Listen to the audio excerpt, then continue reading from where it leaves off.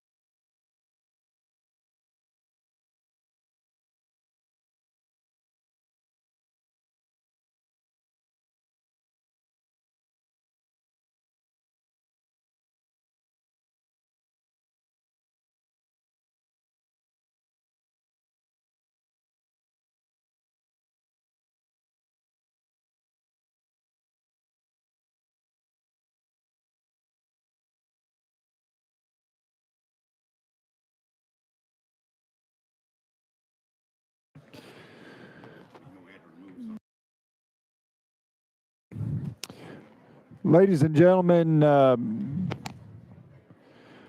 when we begin the committee here today, everyone will need to have a seat. Make sure that you are sitting in make sure you are sitting in a seat. Also, per the House rules that were passed last night, no signs or banners, any of those things will be, you cannot display them once the gavel comes down for committee to start. Okay? And we will be starting momentarily.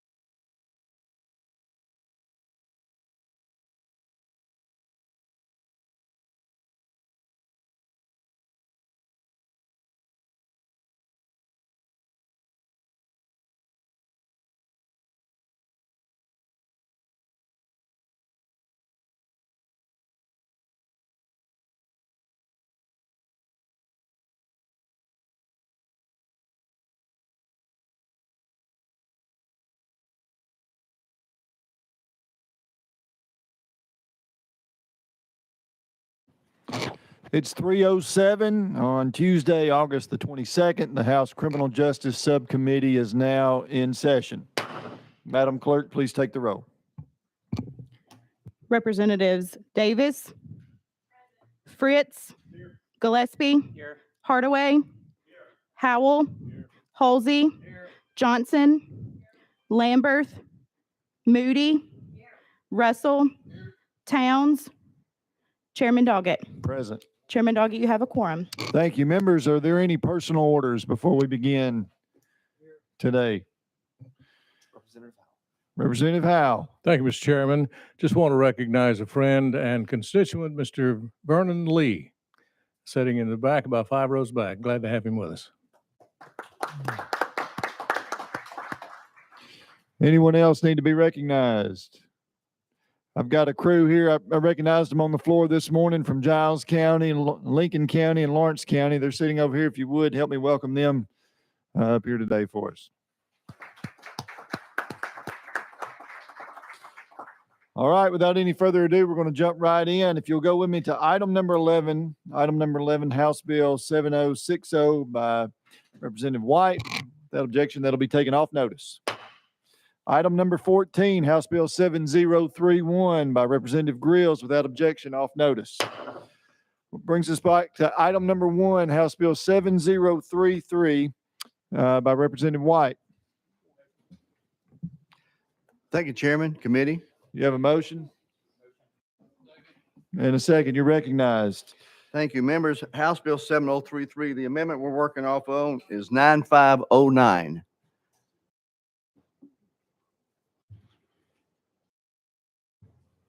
Amendment 9509.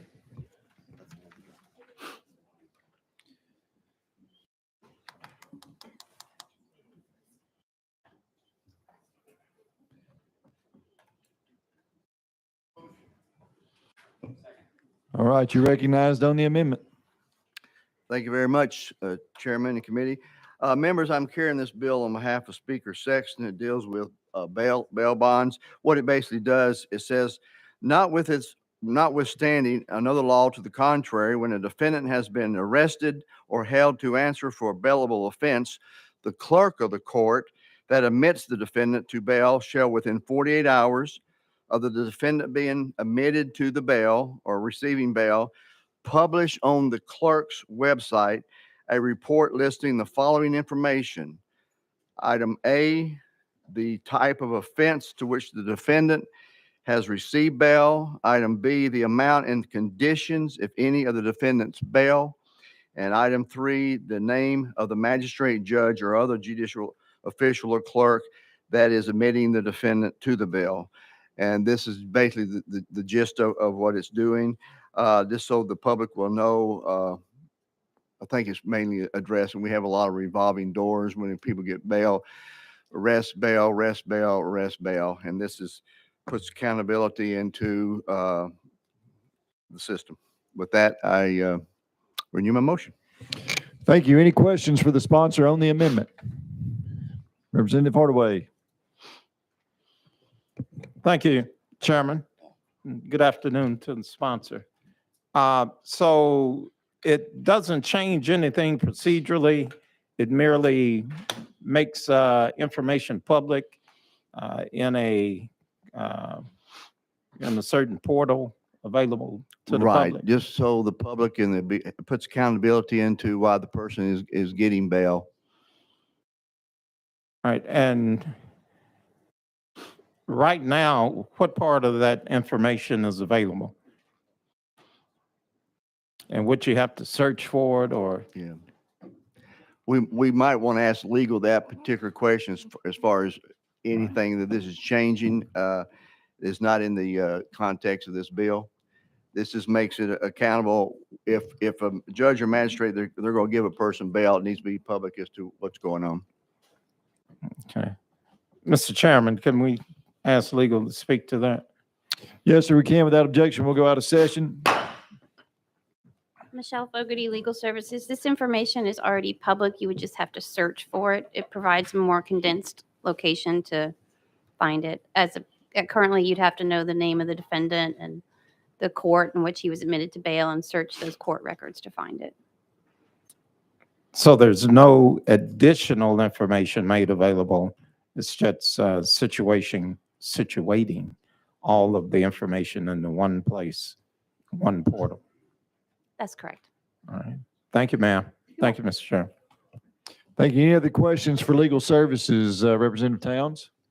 Mr. Chairman, since we are, may as well take advantage of it. Would this also include, does it affect the time and manner in which it has to be reported? Are we still out of session or? Let's go back. Yeah, Oh, you want to go back into session? Okay. Well, any other questions for legal before we go back in? Thank you, Mr. Chairman. Just a quick question. The 48 hours, is that a change from what is currently law in the state? There is no current law for them to report it on their website.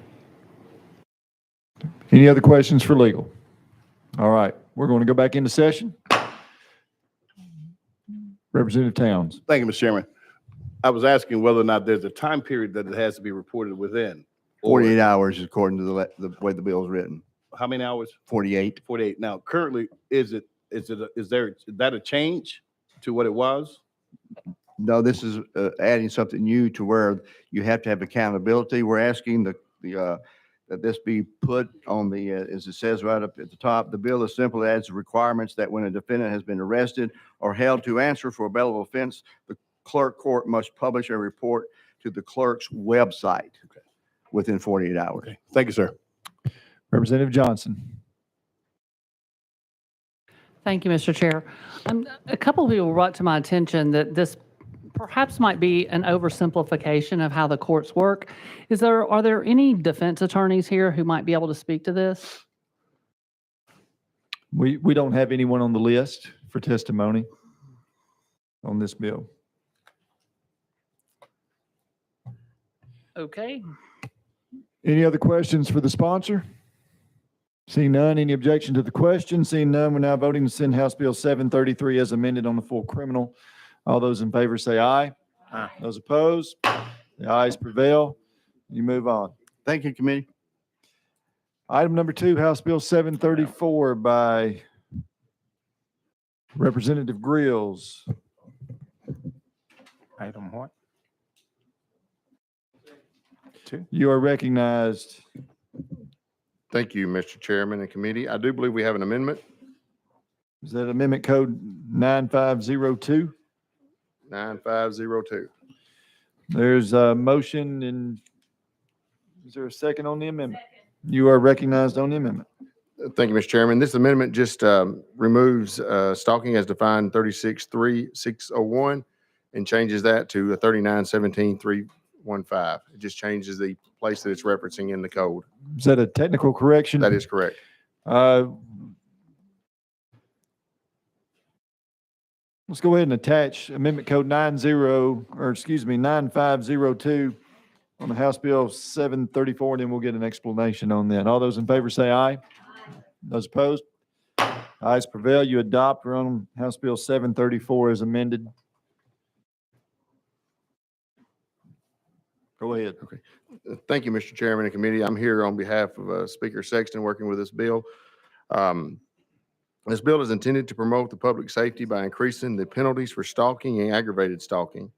This bill also requires an independent professional mental health assessment of the defendant to determine their need for mental health treatment if the person is convicted of stalking, aggravated stalking, or especially aggravated stalking.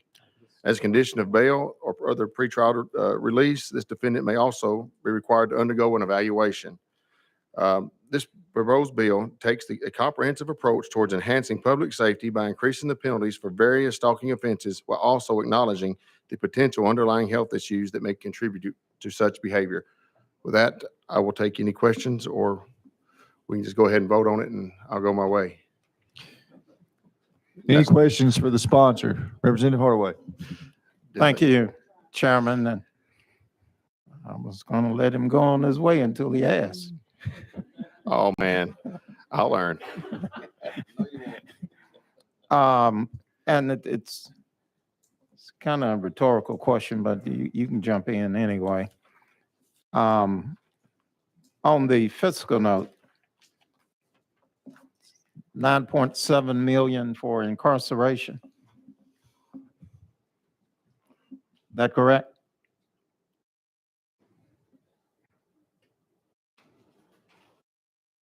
Yeah, that's what the fiscal note is, Representative Hardaway.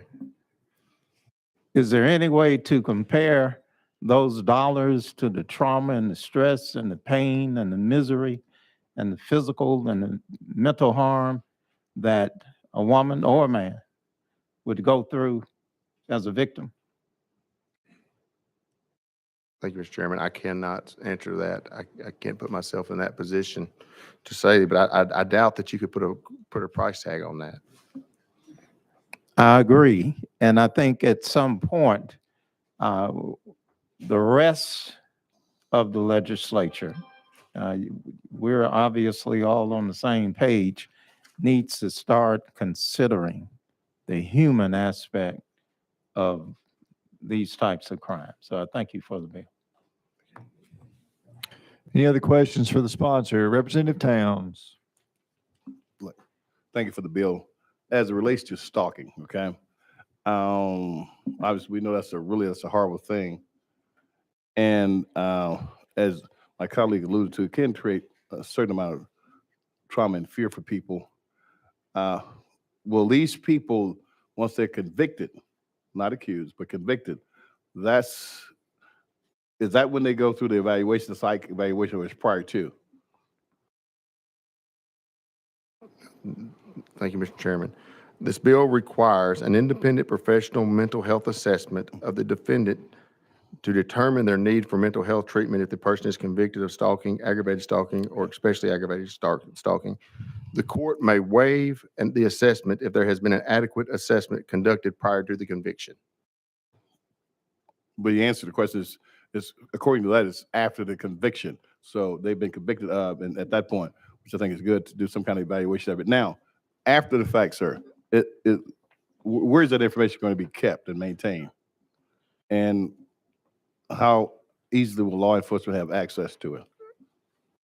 Mr. Chairman, the last section, Representative Towns, is a new section, and it says, as a condition of bail or other pretrial release, the magistrate, judge, or other person ordering the release of a defendant who has been charged with stalking, aggravated stalking, or especially aggravated stalking shall order the defendant to undergo an evaluation. This is a section that's being added as a condition of release or the bail. So to further answer your previous question. Thank you, Mr. Chairman. Thank you, sponsor. Any other questions? Chairman Holsey.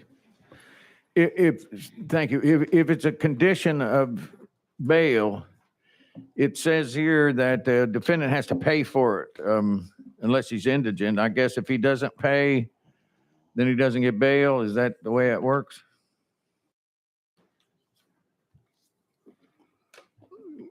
Legal, you may need to answer that question if you can. Without objection, we'll go out of session here from Legal Services. Michelle Fogarty, Legal Services. The portion where the defendant is required to pay applies when they have been convicted. That language is not in the section dealing with requiring the defendant to undergo an evaluation pre-trial. Okay, thank you. I misunderstood what Rick said then. Any other questions for legal? We'll go back into session. Any other questions for the sponsor? Seeing none, we're now voting to send House Bill 734 as amended on the full criminal law. Those in favor say aye. Those opposed? The ayes prevail. You move on to full criminal. If you wish to be recorded as a no, please see the clerk. Item number 3, House Bill 7071 by Chairman Halsey. You gonna give me a motion? Motion. You're recognized. You're kind of scaring me when I have to solicit a motion. House Bill 7071. What this does is it's pretty simple. It quantifies what a mass shooting is, and it requires the TBI to report the number of mass shootings and all relevant information dealing with it to Tennessee government, the House and the Senate and the governor. It changes in the statute besides the submitting to the TBI or the TBI submitting to us. It has to include the right number or the number of mass shootings in the state for that year and for any other information that's wrapped around it. It also gives the definition of what a mass shooting is. It says 4 or more victims, excluding the perpetrator, are murdered or suffer serious bodily injury by a firearm. The second thing is the murders or injuries occurred in a public setting. 3, the murders or injuries are not attributable to any other underlying criminal activity or criminal offense, including gang activity or gang offense. And the last one is the murders or injuries are not related to domestic violence, not unintentional, and not police shootings. And that's the bill. Any questions for the sponsor on the bill, Representative Towns? Mr. Chairman, sponsor Yield. Mass shootings, okay. We're gonna cap it off at 4, according to the bill. I mean, that's a little high. I mean, 2 people under those circumstances, or 3 people certainly, would be a mass shooting to me. That's a little high to be categorized as a mass shooting. Under mass shooting, what is the difference in the penalty? Okay, versus you're a law enforcement officer. What would be considered as a regular shooting? What's the difference in the penalty of mass shooting versus regular? I think thank you. I think the standard used across the country is 4. The settings are different. With 3, 2, or 1, that would just be an act of violence with a firearm or a murder with a firearm. But I think 4 is pretty much the standard number across the country. This really doesn't massage that any. What it does do is it limits how you can classify it as far as where it's at. It needs to be in a public setting, and it can't have any other underlying criminal attributes to it. So, Mr. Chairman. Yes, sir. Go ahead. So with that being the case, it has to be in a public setting, as you're saying, which that means if you're at someone's house or if you're at your own house, that wouldn't be considered as a mass shooting, is what we're saying as well. And 4, is that a federal cutoff or just because it's around the country? Does that have federal implications or what? I can't answer the federal side of it. It seems to be the number that pretty standard in the country when the reporting goes. And you are correct. If it took place in a home, it would not be considered a mass shooting. Mr. Chairman, what's the logic in that? Well, generally, mass shootings are associated with somebody who walks into a school, a shopping mall, a public place, or where the public is present, is called a mass shooting. And that's what the purpose of the bill is to exactly hone down to almost a science exactly what we have. Representative Towns, if this helps, and if you want legal to give you this, but I believe this just applies to this for reporting purposes. But if you would like to hear from legal on that, we can do that. Yes, sir. Mr. Chairman, I do after this. The point to me is that if you got 2 people dead, 3 people dead, 10 people dead, 4 people dead, it doesn't matter where they are, to me. And the categorizing of mass shooting in terms of recording data, we may miss some stuff, the way we're categorizing it. Because if you want to know, you really want to know as accurate as you can down to the nth degree what the real deal is. And because they're doing it around the country, I'm not excited about what people do in other places unless it works for us. In order to get the data that we may have a good policy, we need accurate data and we need to drill down. And I don't know, we may need to revisit that because I'm not satisfied with it being 4 people. That's too many. That's too many. And I'm not satisfied with the fact of where it is.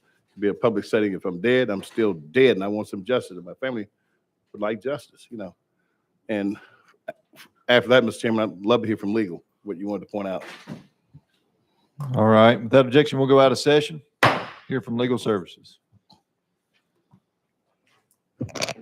Michelle Fogarty, Legal Services. I'm not clear what the question is, but for purposes of this bill, the term mass shooting is defined strictly as it relates to what the parameters of the report that the TBI must provide to the legislature.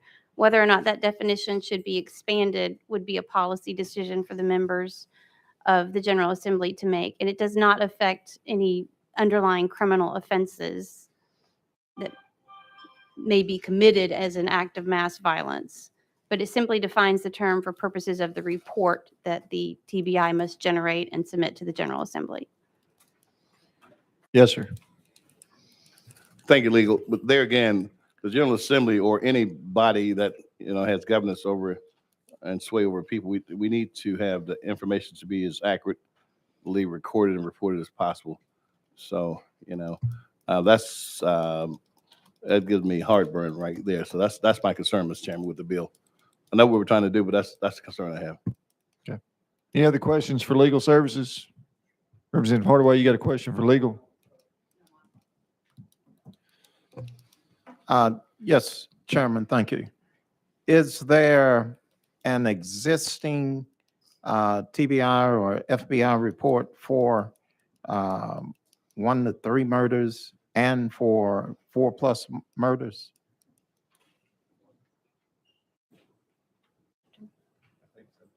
Michelle Fogarty, Legal Services. Representative Hardaway, I'm unaware of that. I'll have to spend some time looking that up. I don't know the answer. All right. Is there an existing definition for mass killings?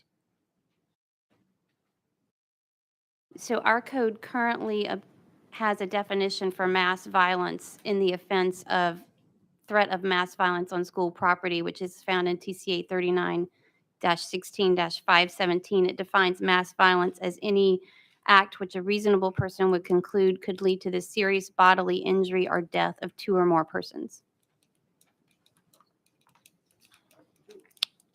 Thank you, ma'am. You're welcome. Representative Towns?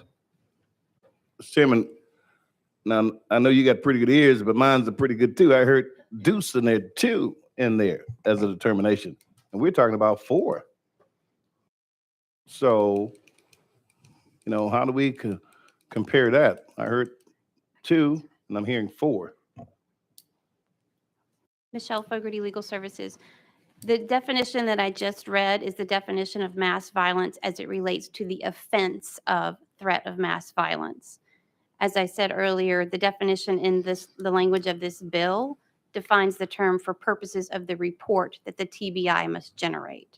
So the language of the bill limits that definition to that bill, whereas the language of mass violence that I just read involving 2 or more persons is the definition of that term as it is used in this section 39-16-517, which is the threat to commit mass violence on school property.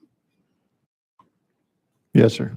Mr. Chairman, I would still think that the report and the policy would kind of jive, kind of get in sync with each other there. I mean, we're doing a bill that we have a definition for already on the books that they're not correlating. I mean, how could we make those correlate?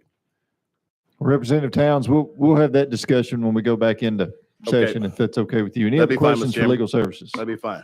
All right. We'll go back into session. Representative Towns, you wish to continue there? Well, I mean, for those that were listening, I would just say ditto with the last comment that I made, but also I'd like to add that the federal statute, I believe, says a mass shooting is 3 deaths. I think the federal says 3 deaths, and we're saying 4. I mean, here again, all the members are concerned about getting this stuff under control and knowing exactly what it is that we're dealing with. We have to have as accurate information as we possibly can. 3,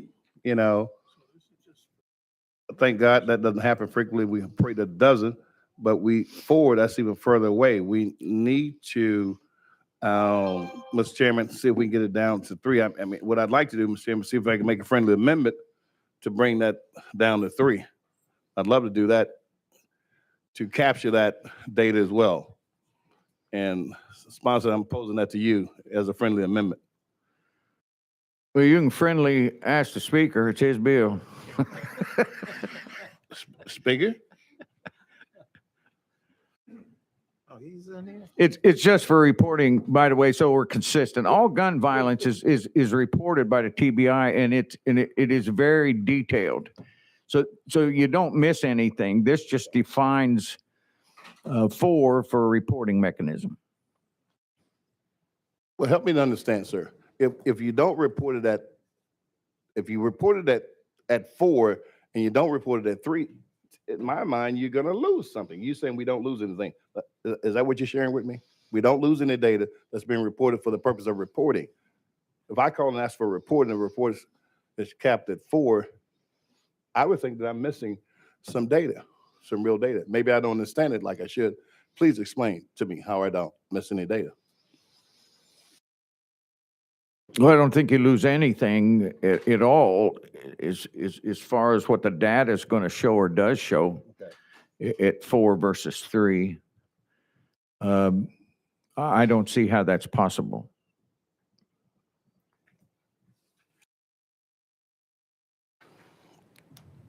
Mr. Chairman, I'm trusting you, but it seemed like we would be missing something if there would be 2 different reports generated. 2 different reports generated at 4 and 1 versus 3. Or if you did 1 at 2, I would think that there would be 2 separate. The numbers have to be different. The quantity of something has to be different. I don't know, but that's what I'm saying. I don't know how that report is done. I'm not read one recently, but I would think that, and I know we want to try to capture as much as we possibly can, but that's still where my angst is. Thank you, Mr. Chairman. Yes, sir. Thank you. Representative Johnson. Thank you, Mr. Chair. So is the change here that, that this information will be reported to the legislature? Is that what's changing predominantly in this? That is correct. It is a reporting mechanism that will be consistent, will have the same elements to it. So it's a defined piece of information that we will get every year. Otherwise, we would have to get it from the TBI website or make a phone call for the data to their office. Well, it changes some other things here. Like I say, it only deals with victims in a public setting. And and it's not attributable to gang activity or those kinds of things, or in an individual home, and it's not related to domestic violence or unintentional, and it's not police shootings. So it is a reporting system that's going to be consistent from this point forward. Okay, so I'm curious, so is the reason we're doing this so that we can immediately and directly take action on gun violence in the legislature? Well, no, I think it's yes, I think that's probably a good answer on how you're going to plan, what you're going to do, how you're going to address it, but it also gives you an accurate picture of what you're dealing with. But don't we have that now? Not under these definitions, no. It is fragmented out there. The information's out there, but it's not pulled together in this package. Thank you. Representative Davis.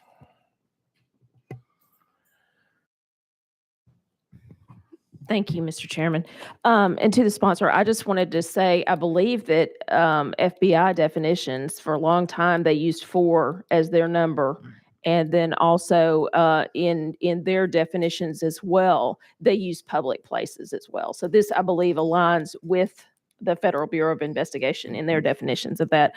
Also, I think it is important to delineate and differentiate between gang violence, between domestic incidences and those sorts of things, so that we can bring that information to this committee to review different information or different legislation that is brought before us. So I appreciate you bringing this to us. Thank you. Any other questions for the sponsor? Representative Hardaway? Thank you, Chairman, and to the sponsor. Are those other categories that are specifically mentioned but excluded, are there reports that come to the same recipients, the speakers, et cetera, now? You know, Representative, I don't know exactly how much of all this information goes to the speaker and to the lieutenant governor. I'm sorry, I don't know. All right, thank you. Yes, sir. Thank you. Representative Howell. Thank you, Mr. Chairman. I think this is a good bill because it's been my experience in life that the more information you have, the better you are equipped to make decisions. And I think the last time, if my information is correct, the last time we received a comprehensive report like this from the TBI was in 2013. What this does, it makes it an annual report, and it gives us the data we need to hopefully do our jobs better. I think it's a good bill. Appreciate the sponsor. Any other questions for the sponsor? Seeing none, we're now voting to send House Bill 7071 on the full criminal law. Those in favor say aye. Aye. Those opposed? The ayes prevail. Your bill moves on.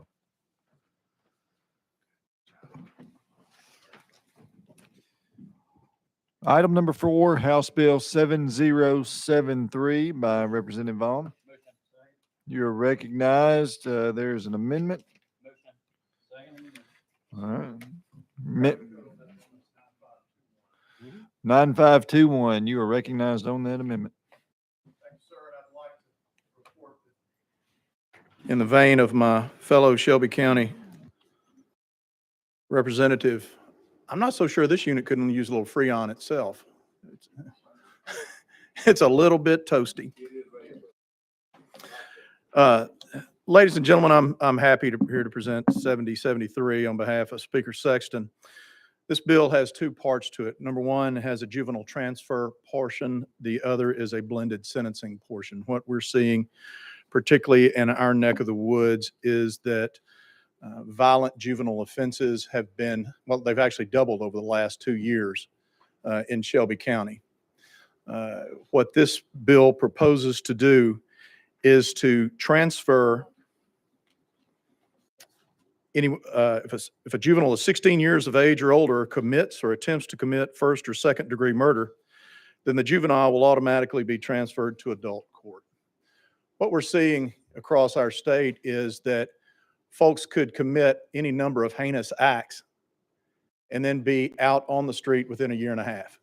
If a 17-year-old comes in 17, 6 months, at 19, they're back out on the streets without any uh, without any more rehabilitation, without any more segregation from law-abiding citizens. And so what this will do, this will put them into adult court at 16 years above for only first-degree murder, attempted first-degree murder, or second-degree murder, or attempted second-degree murder.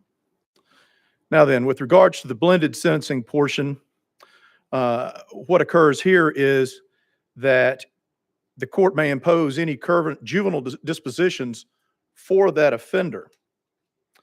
However, they also can add on an additional 5 years and take the juvenile court punishment from a year of 19 to 24 for the following offenses. Now remember, these are things that these offenders have been convicted of, been adjudicated and convicted of. It's quite the list.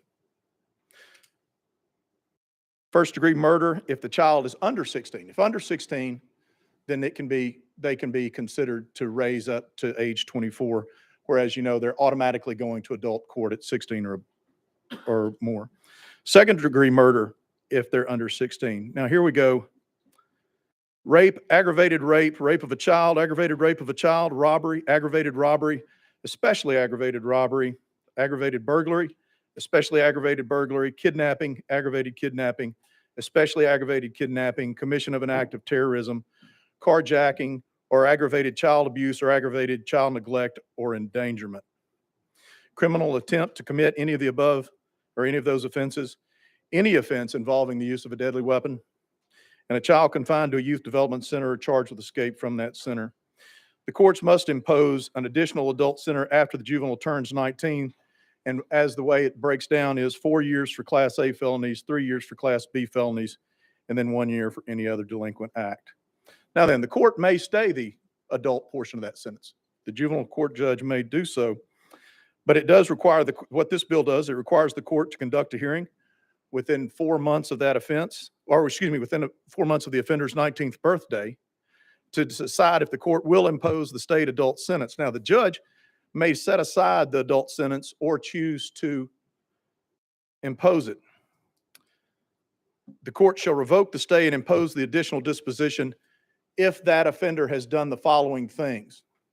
So in other words, the court can set it aside, but they can't set it aside if the offender has committed another delinquent act while they're either on probation or inside incarceration, engaged in conduct that creates a substantial safety risk, failed to meet the conditions of supervision during the determinate disposition prior to that hearing, if they've failed to attend, if they're truant from school regularly with passing grades or graduated from high school, and they have not obtained regular employment if the offender has already graduated from high school. What we're trying to do here is to provide some deterrence.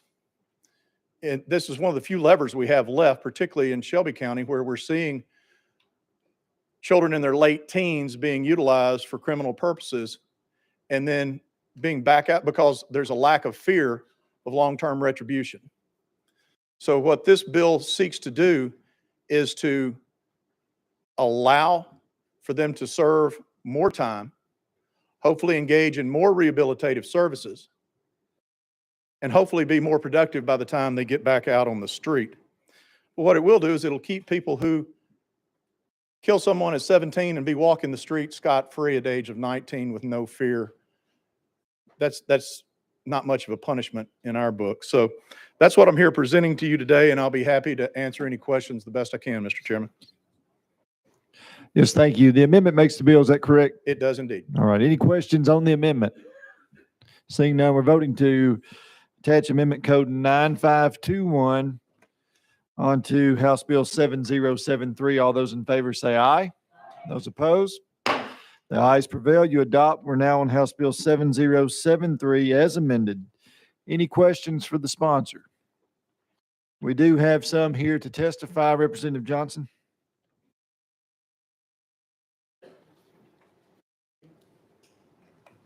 Perhaps I'll wait till after the testimony. I'll come back to you. Thank you. All right. You want a question before testimony? Or you want to hold it? Okay. Representative Hardaway. Thank you. I'll have questions before and after. I'm sure you will. Thank you to the sponsor for taking this on. As you may know, your other colleagues, myself, Mark White and Gillespie, been centered on this for a while. So a couple of technical questions for you. Which court holds jurisdiction after the age of 19? Is it the juvenile or the adult criminal court? They will be remanded to TDOC at age 19, but it's my understanding that the juvenile court judge will still have responsibility for them. And would the juvenile court judge and the experts and his people be responsible for developing the programming for that young adult from juvenile on through 24, 25?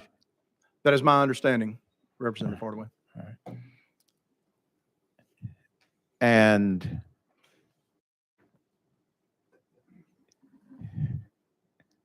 I'll hold the rest of them until after the testimony, Mr. Chairman. Thank you. Yes, sir. Yes, thank you. All right, without objection, we're going to go out of session. First on my list is a Jonathan Cooper. Who will come forward. You know how to operate that microphone right there? All right. Should be a little talking face there you can press. If you will, introduce yourself, your name, and who you're with for the record, and you will have 3 minutes for testimony. Am I on? Testing. There you go. You're on. Thank you. My name is Jonathan Cooper. I am in private practice in Knoxville. I've been a criminal defense lawyer for 30 years. I'm past president of the Tennessee Association of Criminal Defense Lawyers. And while we are very sensitive to the motivations behind this bill, we must respectfully oppose it. The problems with this bill, first of all, as far as the mandatory transfer of juveniles, is the cost. Beyond just the fiscal note that's been attached to this bill, the cost to local governments will be significant, both in terms of sheriff's offices, DAs, public defenders, courts, and court staff. So there will be a significant burden in that regard.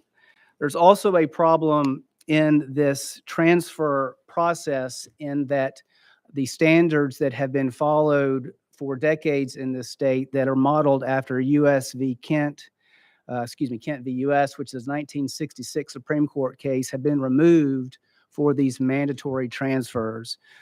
In particular, the courts will no longer consider such factor as the nature of past treatment efforts, and most significantly, the possibility of rehabilitation of the child by use of procedures, services, and facilities currently available to the court. I also want to spend some time, I know I'm limited, I want to spend some time talking about the blended sentencing, which to me has significantly flawed language. The problem with both of these provisions, both the mandatory transfer and the blended sentencing, is that it won't address a very legitimate concern about juveniles being arrested and back on the streets. If you're charged with first degree or second degree murder or the attempt to commit those acts, in my experience, you will not be back on the streets. You will be held. Now that may be true for lesser offenses, but not for those two. As far as blended sentencing goes, the language is too broad and is going to create problems for the courts. There is no age limit or floor for juveniles who can be considered for blended sentencing. Most critically, of the offenses that were listed, it's the use of a deadly weapon that could cause significant problems, because that could attach to a teenager who is charged with reckless endangerment with their automobile, which is classified as a deadly weapon. And even though they're facing a low-level felony with a punishment of, I'm out of time. Finish that thought and you're out of time. Yes, sir. Let me switch to one other thing. I do want to say there is one aspect of this bill that is an improvement over previous versions, and that is the appeal process that's built into this and giving the parties the ability to appeal to criminal court. We do think that is an improvement over prior versions and think that ought to be retained. Thank you. Any questions for our guest? Chairman Halsey. Thank you, and I appreciate the fact you're here. I know that your organization sends folks a lot of times, and that you're on your own dime, and I appreciate the fact that you took time to come here. Two things. One, you said it will increase cost of local governments. Can you explain how that happens? And on the blended side that you just started to talk about, explain what you think is the problem there. Yes, sir. Okay. The cost will be increased because of the amount of manpower required for the sheriff's office transporting juveniles out of visual and audible contact with adults. That is a constitutional requirement. And so it's going to require more staff by the sheriffs to accommodate that requirement. In addition, once they get to the court building, the containment cells outside the courtrooms they're going to have to keep children away from the adults. And according to my trial judges that I've spoken to, they're concerned that they're going to have to either have certain days of court where there's only children, these juvenile transfer cases that they hear, or they're going to have to assign juvenile review to a particular judge. So that's going to be a burden for them. Also, it may require additional district attorneys and public defenders. So those are the concerns that have been raised in my district. Judge Irwin in Knox County is not a fan of this bill.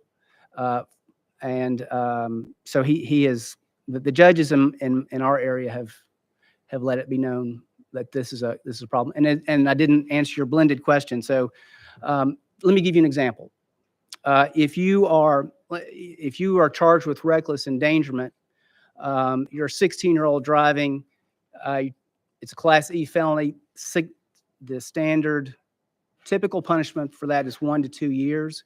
If you're 16, you're going to be under this serious youthful offender provision for at least 3 years until you're 19, and then an additional year afterwards. I'll give you a different example, which is perhaps a little bit more extreme. Let's say you're under 16. Let's say you're 13, 14, 15, and you are swinging a bat. You don't hit them, but you're charged with attempted aggravated assault. That's an offense using a deadly weapon. You could be under, there's no discretion with the judge, the juvenile judge. They have to classify you as a serious youthful offender, and therefore you are going to be under the supervision until your 19th birthday, plus at least an additional year following that. And then the problem is that that supervision after you turn 19 is mandatory unless it is stayed, to be stayed, you can't have committed a prior delinquent act. So if you are this 14-year-old with attempted aggravated assault with a baseball bat, and you get charged as a 17-year-old with shoplifting, then this cannot be stayed. You're going to be on this continued supervision after you're 19. There are other examples of that. One problem with this is that it won't be stayed if you do not seek employment after graduating from high school. That means that if you are a mother who wants to stay home with their kid, this supervision won't get stayed. If you seek to go to college, or to some post-high school education, then the judge would be prohibited from staying further supervision and being referred to the Department of Correction for review. So again, understand the sentiment, but this bill has problems that need to be addressed. Representative Johnson. Thank you, Mr. Chairman. I'm glad you're from Knoxville because I'm aware that the juvenile judges do not support this. I've also talked with adult court judges who believe that we should rely on the expertise of juvenile judges. So are there any Knoxville judges who have come out in support of this bill? Well, they have not made any public statements one way or the other, but I can tell you from my conversations that they are concerned by this and the burden it will place on their dockets. I will say this too. I don't know about other areas, but in East Tennessee, we are trying cases, jury trials, back to back to back. And how we're going to be asking these trial judges to now also have an additional review of juvenile cases, there's going to be additional delay. There's going to be delay of other cases. And I know back in when we heard this legislation or similar legislation back in March and April, there was an issue with courts being backed up, the adult courts being backed up because of COVID. Then there was the situation where some of these hearings have like a 72-hour limit that they have to be heard. And the adult court judges, in addition to feeling like the expertise is with the juvenile judges, these folks were figuring, how in the heck are we going to get this done? We're going to need more courtrooms and we're going to need more judges. That's exactly right.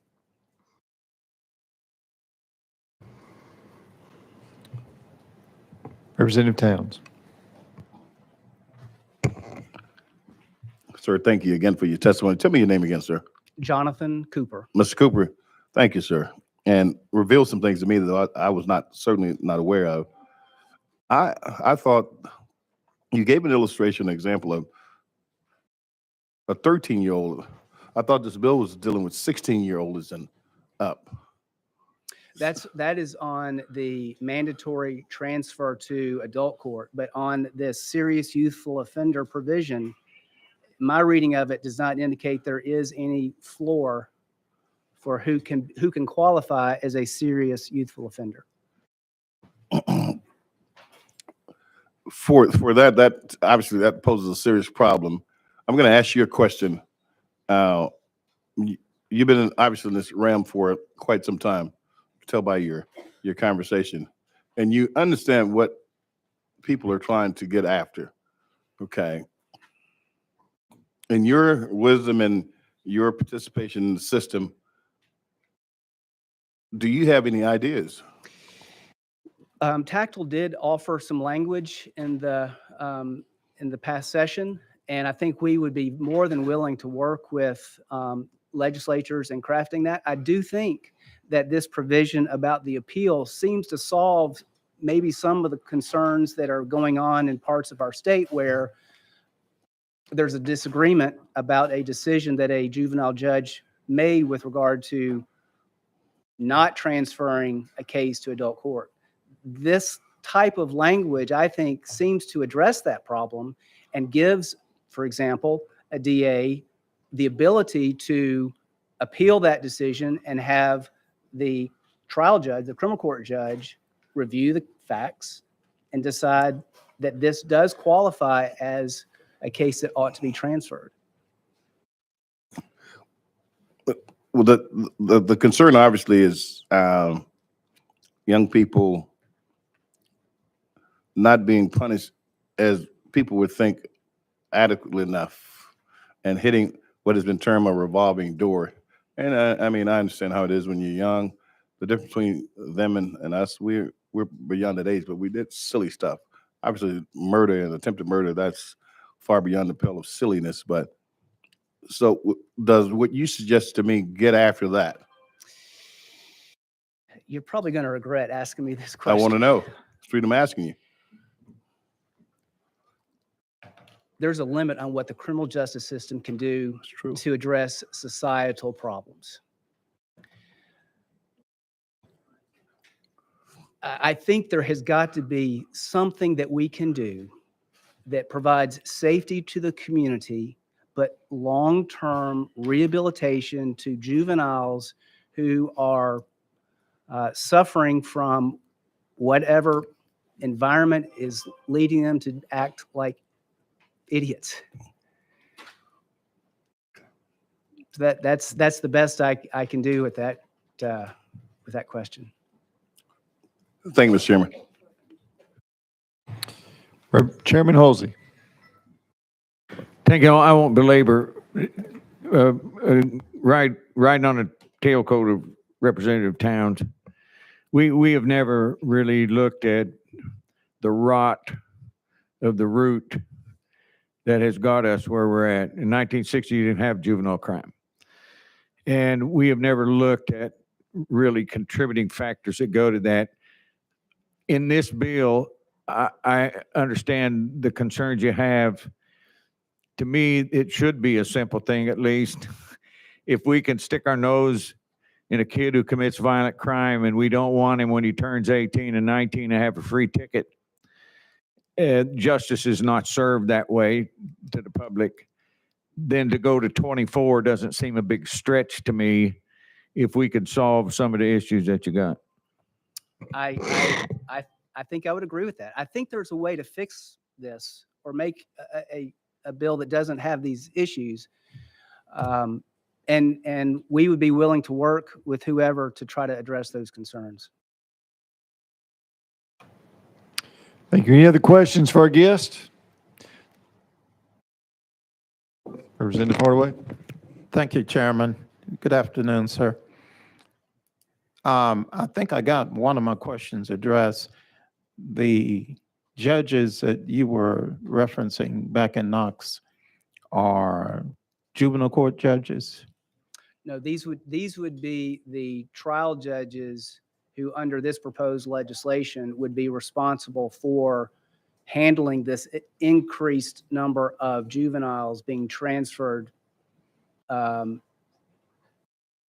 the legislation. And when we transfer juveniles, do we transfer them with the understanding that they're going to have, when I say juveniles under 19, do we transfer them with the understanding that they will have access to programming that's specific to their age group and their brain development? On the blended sentencing, you mean, or on the juvenile transfer? On the juvenile transfer. The statute does not, as I read it, offer any resources for that juvenile offender. And the reality is that this mandatory transfer doesn't make these children anymore, these young people, any more likely to be rehabbed because we don't have the appropriate programming, rehabilitation programming, which the juvenile courts are going to be more in tuned and likely to have that expertise. But we get to a point and we cut them out on the mandatory transfer. And then again, in this version of blended sentencing, is that correct? That's exactly right. So we end up with moving juveniles and young adults into a system that, for all practical purposes, has just as much a chance of yielding a better criminal as well as a better citizen. And I would just follow up by saying that we can't arrest our way out of this problem. We can't just lock everybody up. It's a tough problem. It's a tough problem, and it's going to require some work and thought. And you're looking at how do we stop them from getting into the system in the first place? And I agree fully that we need to have a comprehensive approach. It needs to involve the mental health care aspect. It needs to involve the economics of the family. It needs to involve the educational aspect, maybe some employment, entrepreneurial mentoring. There is no one silver bullet. So I appreciate you being here. I do have some other concerns about the judicial discretion of the adult criminal courts, or you refer to them as the trial courts. And they make me hesitant to be able to support the bill in this form. But I believe in blended sentencing. I believe that young adults under 25 don't have smaller adult brains. They have immature, undeveloped adult brains. So they don't have full mature adult brains. They have undeveloped brains. I want to make that clear. I kind of misstated it the first time. So they need to have different programming to effectively rehabilitate them, or whenever they get out, they could very likely be better criminals than when they went in. Thank you, sir. Thank you, Mr. Chairman. Representative Johnson. Thank you, Mr. Chairman. I remember hearing last time testimony from Centoya Brown, who said that she was put in solitary because they had to be out of sight and out of sound of adult population. So it was solitary for 23 hours a day, and there's no K through 12 school, correct? So was never given schoolwork except occasionally when her attorney was able to bring her some stuff to do. But obviously there's no one there to teach you. And to me, it just feels like we are throwing away young people.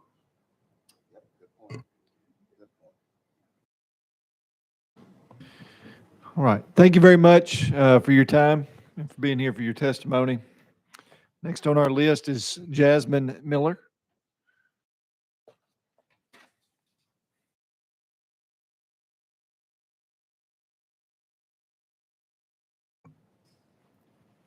If you will introduce yourself for the record, who you're with, you'll have 3 minutes for testimony and then questions.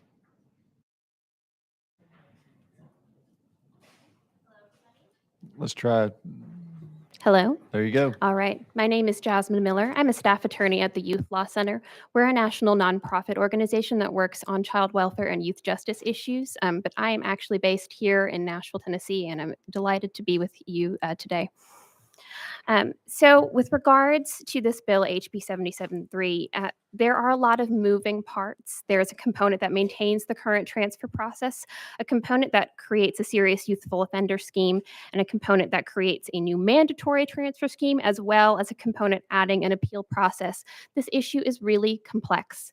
And unfortunately, I think that the way that this bill is drafted at this particular moment, if the intent truly is to be focusing on youthful offenders who are older, who perhaps have committed multiple offenses, this bill is far too broad, and we are really doing heart surgery with a hammer with regard to the problem of youth crime. So again, as I understand, the focus of this bill is really to be on older youth, but there is no lower age limit. So we might be seeing young people as young as 12 be given 10-year sentences. That seems perhaps disproportionate. And in fact, this bill removes a provision that previously required that sentences that were given to youth not be longer than sentences given to adults. So we might actually be giving young people longer sentences than they would be if they were in the adult system. The member from Tactile brought up a number of specific examples, I just wanted to raise one. I have a coworker who was in the juvenile justice system, and she's actually starting law school next week at one of the top law schools in the country. I'm incredibly proud. Under this particular scheme, she would have been sent to the Department of Correction because she dropped out of high school because she had a child. And that to me seems like perhaps an unintended consequence in the way that things were drafted. This is, again, a very complicated issue. But as it stands today, I feel like a lot of folks might feel like that might be a miscarriage of justice to have a person like that put into the Department of Correction. I did want to speak a bit to questions about rehabilitation and public safety. I know that the proponents of this bill drafted it because they are really concerned about public safety. But I'm not really sure from reading this bill what we are really changing to improve public safety. If we pass this bill today, setting aside some of the issues that we have, with the drafting, what would we be doing differently to rehabilitate youth who are in dire need of services? So currently, the comptroller's audit of DCS last year noted that juvenile service workers weren't showing up for meetings for youth they were supposed to be supervising. And this bill doesn't fix that. It actually might make it worse because the caseloads of probation officers will go up dramatically if we are starting to put young people on very, very long sentences that are not allowed to be reduced. I have in my hands here, Ms. Miller. kind of finish that thought. Yes, please do. All right. I have in my hands here actually a survey that the Tennessee Commission on Children and Youth did of young folks in detention to try to understand their prior experiences and what they say their needs were in terms of being able to be successful. And written in here, a youth says that they want more meetings with their probation officer.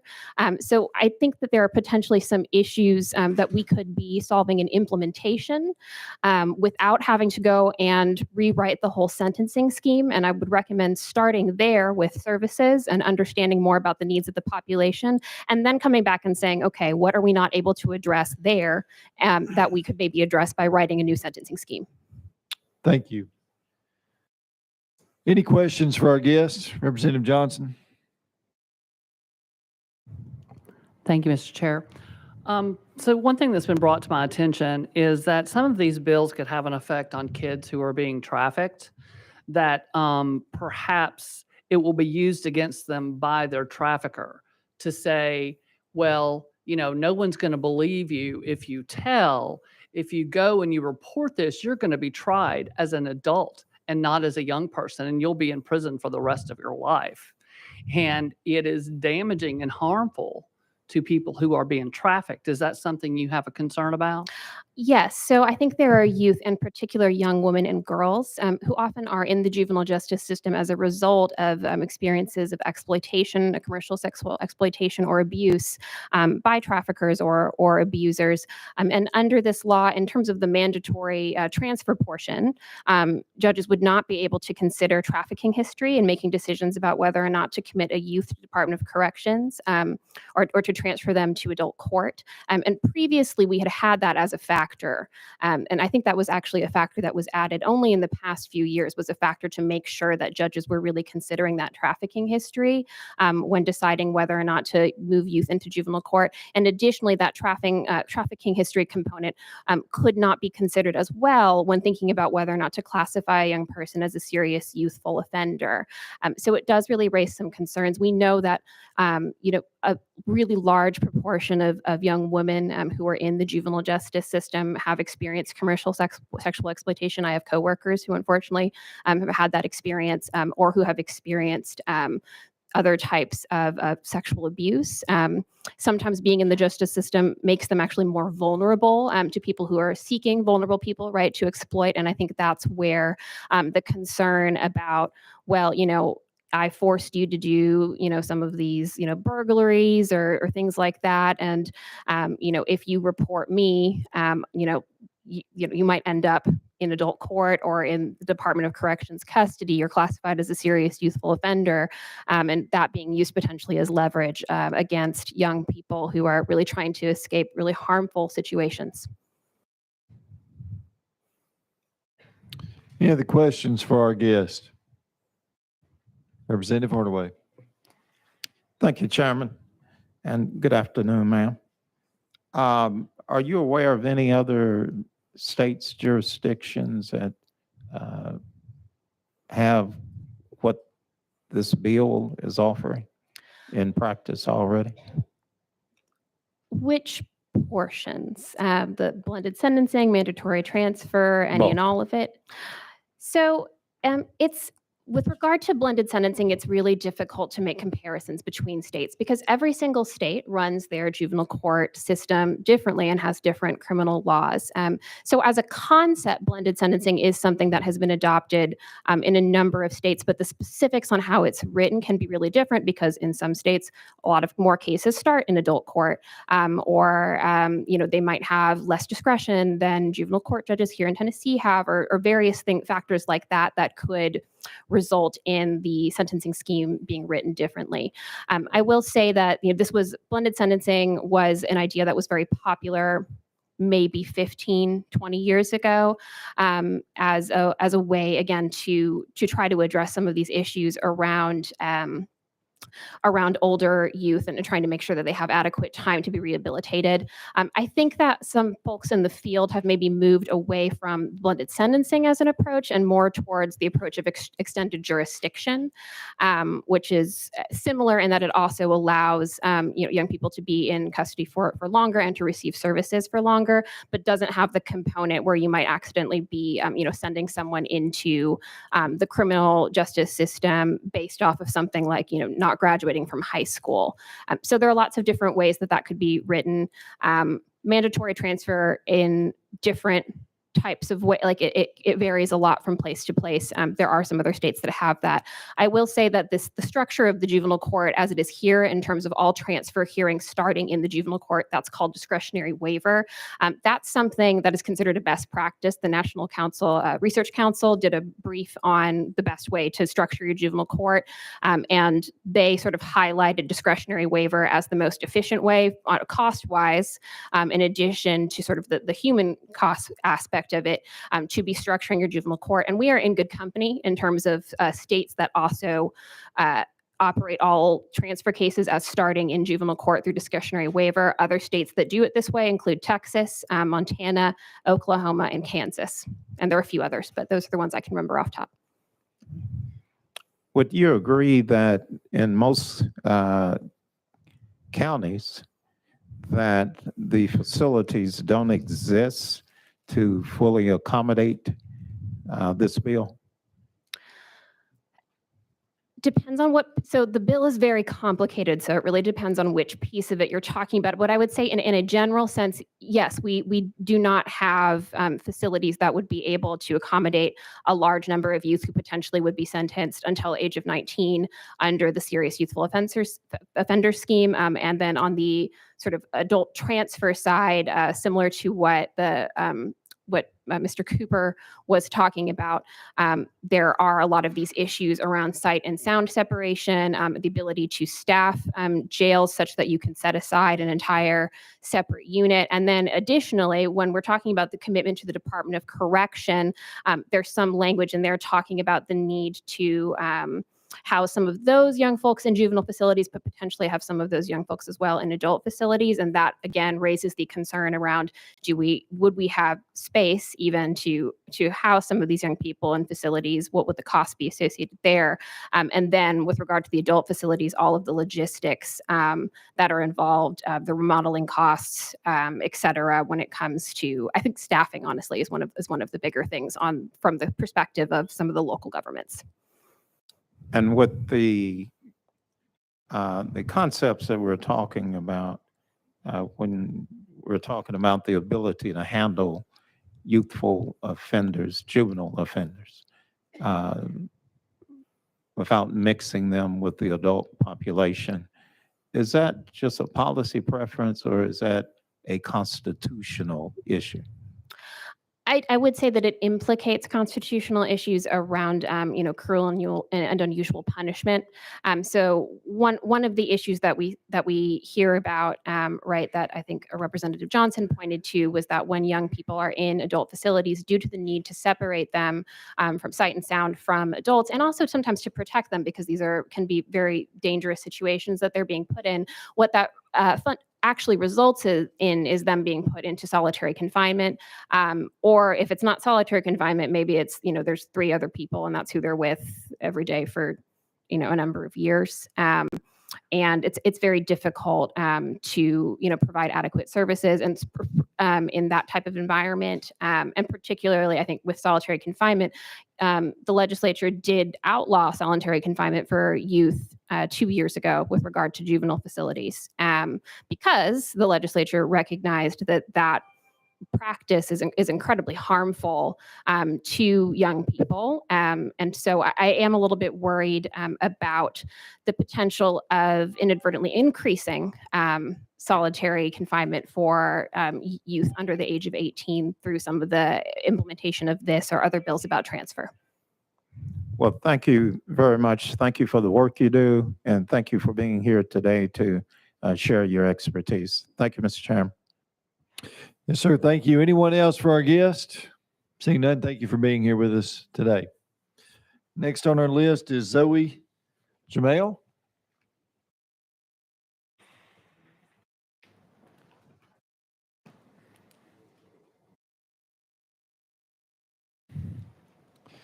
Zoe, I believe you know the routine, so Maybe a little bit. maybe a little bit. All right.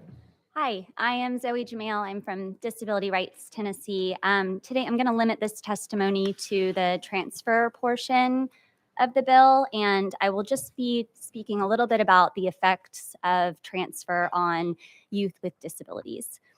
I want to talk a little bit about the importance of the juvenile justice system. It was created to improve societal outcomes and to protect children. And the importance of the juvenile justice system can't be understated. The interventions and primary rehabilitative features of juvenile justice are not found in the adult system. So we touched a little bit on this previously, where we're talking about that youth in the adult system, there are no guarantees that they will receive age-appropriate or special education, mental health or substance abuse treatment, or that they will be taught life skills. Certain positive practices promote better outcomes for youth, especially those with disabilities. So early detection, specialized youth courts, positive behavioral support treatment, and increased intra-agency information sharing. Juvenile court judges, they are in the best position to weigh a youth's disability and to determine whether or not that youth should be transferred to an adult court. So to remove that discretion really goes against the interests of public safety. On that point in particular, what we see is that youth who are transferred to the adult system are actually 30% more likely to reoffend than those who stay within the juvenile court system. I do want to point out that almost 90% of youth who come into contact with Tennessee's juvenile justice system have had prior contact with the Department of Children's Services on the child welfare side.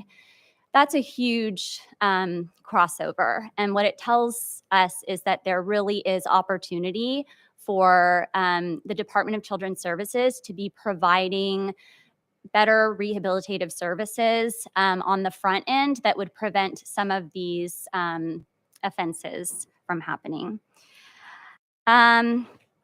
Adult corrections facilities are dangerous for youth. We touched on the solitary confinement issue. I can't overstate that enough. The impact that it has on someone to be in solitary confinement for days, weeks, months on end, I can't put it into words. Compared with those held in juvenile detention centers, youth held in adult jails are 5 times more likely to be victims of attempted sexual attacks or rape, 8 times more likely to commit suicide, twice as likely to be beaten by staff, and 50% more likely to be attacked with a weapon. The rate of violent victimization against persons with disabilities is at least double the rate for those without. Ms. Jamel, you're out of your time, but if you want to finish that thought. That can be it. You good? Yeah, thank you. Any questions for our guest? Representative Johnson. Thank you, Mr. Chair. That's really critical information. I appreciate that, though. So you said that children who go to adult court are 30% more likely to offend. Yes, there are estimates that range, but 30% is the national estimate for that. Yes. Okay, thank you. And can you talk a little bit about emotionally how a child handles solitary confinement and what that can do to a young person's to brain and development and all of that? Sure. I think we hear more and more about how trauma affects the brain. And so being in a cell alone without any interaction with other people for 23 hours a day, there's nothing good can come out of that. To not have human interaction, we all need to communicate with people and to see people and to interact with people in order to be healthy, thriving humans. In fact, I was really pleased to see Representative Russell's bill that talks about social interaction in schools, and it is so important, and it can lead to, I think it really emphasizes the point that, putting a child in solitary confinement will only, if they don't already have mental health conditions, it will create them. And if they do have mental health conditions, it will exacerbate them. Yes, I remember hearing several young people who were incarcerated in adult prison talk about having just emotional breakdowns multiple times, just completely unable to deal. And it would make sense that we would end up with people far more likely to offend. And they spoke of virtually no services in those places. Thank you. Correct. Can I add one thing about that? Yes, please. When we talk about a child's brain, which is still developing until early 20s, I think that's a really critical reason for why we have a juvenile justice system, because a violent act, no matter how heinous, when committed by a child, is not necessarily a sign of depravity or that child cannot be rehabilitated. But we really have to provide the programming and services early on if we want that rehabilitation to happen. But we can't throw these kids away. Any other questions for our guest? Seeing none. Oh, Representative Hardaway. Thank you, Mr. Chairman. You near about got me. I almost got you. Good afternoon, ma'am. Good afternoon. And thank you for being here. Thank you for the work you do. You were starting to give us statistics, some data points. Could you finish those out for me? You, from what I recall, was 5 times more likely to suffer violence, 8 times more likely to attempt suicide. And you go over those again? Sure. Compared with those held in juvenile detention centers, youth held in adult jails are 5 times more likely to be victims of attempted sexual attacks or rape, 8 times more likely to commit suicide, twice as likely to be beaten by staff, and 50% more likely to be attacked with a weapon. And the rate for youth with disabilities of violent victimization is typically double that of what it would be for someone without disabilities. And do we know what the recidivism rate is for those children? So we know that for youth who are sent to the adult court system, they are 30% more likely to reoffend after having been sent there than if they were to stay in the juvenile court system. So we're essentially fooling ourselves. We're doing good, I guess, good PR to show tough on crime, but at the end of the day, we're creating more crime. It does seem that certain policies that are really punitive and that seek to transfer youth to the adult system really are not in the interest of public safety. And in a special session about public safety and also mental health, we have to look at, those youth also will not receive the mental health services and treatment that they should be receiving in the juvenile court system. So, So essentially, we've got a different type of brain because it's immature. Uh, so the ability to really address the problems with an immature brain is different than addressing the problems with a mature adult brain. Because we don't have all the parts in place that will allow a child to, or a youthful offender to process the information the same. Is that correct? That's correct. All right, and the dangers of the isolation, solitary confinement. Can you speak to how critical during these development stages that how important it is to have social contact, to develop social skills, and to allow your brain to set boundaries and et cetera? Sure. I think you basically said it. It is very important for youth to have interaction with other people. Their brains are still developing, and part of what we see is that they are more the trauma that youth experience has a long lasting effect on them well into adulthood. So we don't want to put them into situations that are going to increase that trauma. We want to wrap them up with the services that they need and provide the programming that will give them the best chance at being rehabilitated and returning to their communities and living lives as successful adults. And when children at a certain age say to a parent that says, "Why'd you do that?" And like myself, that child would say, "I don't know." They're likely to be telling the truth. It was just impulsive, Yes. nothing else behind it. Sure. I think what you just hit on is impulse control, and youth do not have the impulse control or decision-making capabilities that adults do. And it's not a matter of knowing right from wrong. A lot of times it's a matter of youth being put into situations that we can't even imagine, and them not knowing how to get safely out of them. And that prefrontal cortex. Yes, that's the prefrontal cortex is the part of the brain that is responsible for decision-making, reasoning, and impulse control.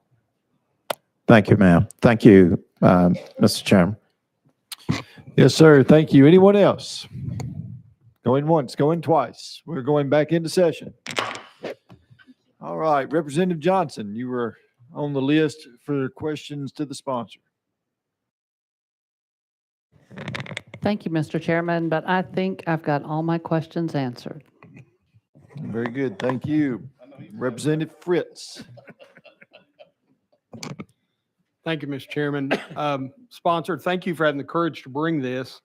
A couple concerns, and it may require, Mr. Chairman, a legal interpretation, but what are the conditions under which we might prosecute a juvenile as an adult today would be my first question. Is that a question for legal services? I think that's probably what's going to be. Okay, we're going to go out of session here from legal services. Michelle Fogarty, Legal Services. Under current law, a child may be transferred to adult court for prosecution as an adult if they were less than 14 years of age at the time of the alleged conduct and charged with first-degree murder or second-degree murder or attempt of either of those offenses. If they are 14 years of age or more, but less than 17 years of age at the time of the alleged conduct and charged with first-degree murder, second-degree murder, rape, aggravated rape, rape of a child, aggravated rape of a child, aggravated robbery, especially aggravated robbery, aggravated burglary, especially aggravated burglary, kidnapping, aggravated kidnapping, especially aggravated kidnapping, commission of an act of terrorism, carjacking, or an attempt to commit any of those offenses. Or if they are 16 years of age or more at the time of the alleged conduct and charged with robbery, or if they are 17 years of age or more at the time and charged with any criminal offense. And again, that's discretionary under current law. Any other questions for legal? All right, we're going to go back into session. All right, Representative Fritz, is that? I would take to the next question. There's a little bit of a statement with it. I'm a little concerned that certainly we've allowed a culture of crime to develop in many places in our state. And I know that we need to do things to deal with that, and I support that.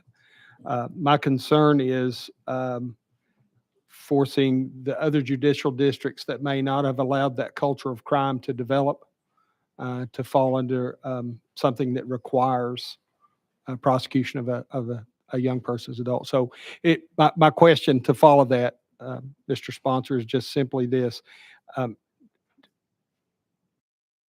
Is there a divide? I look at numbers and I see that we have a couple cities that have 20% of the state's population, but 50%, 53% of the crime and 50% of the violent crime. That's overall. Does that apply to the youth as well?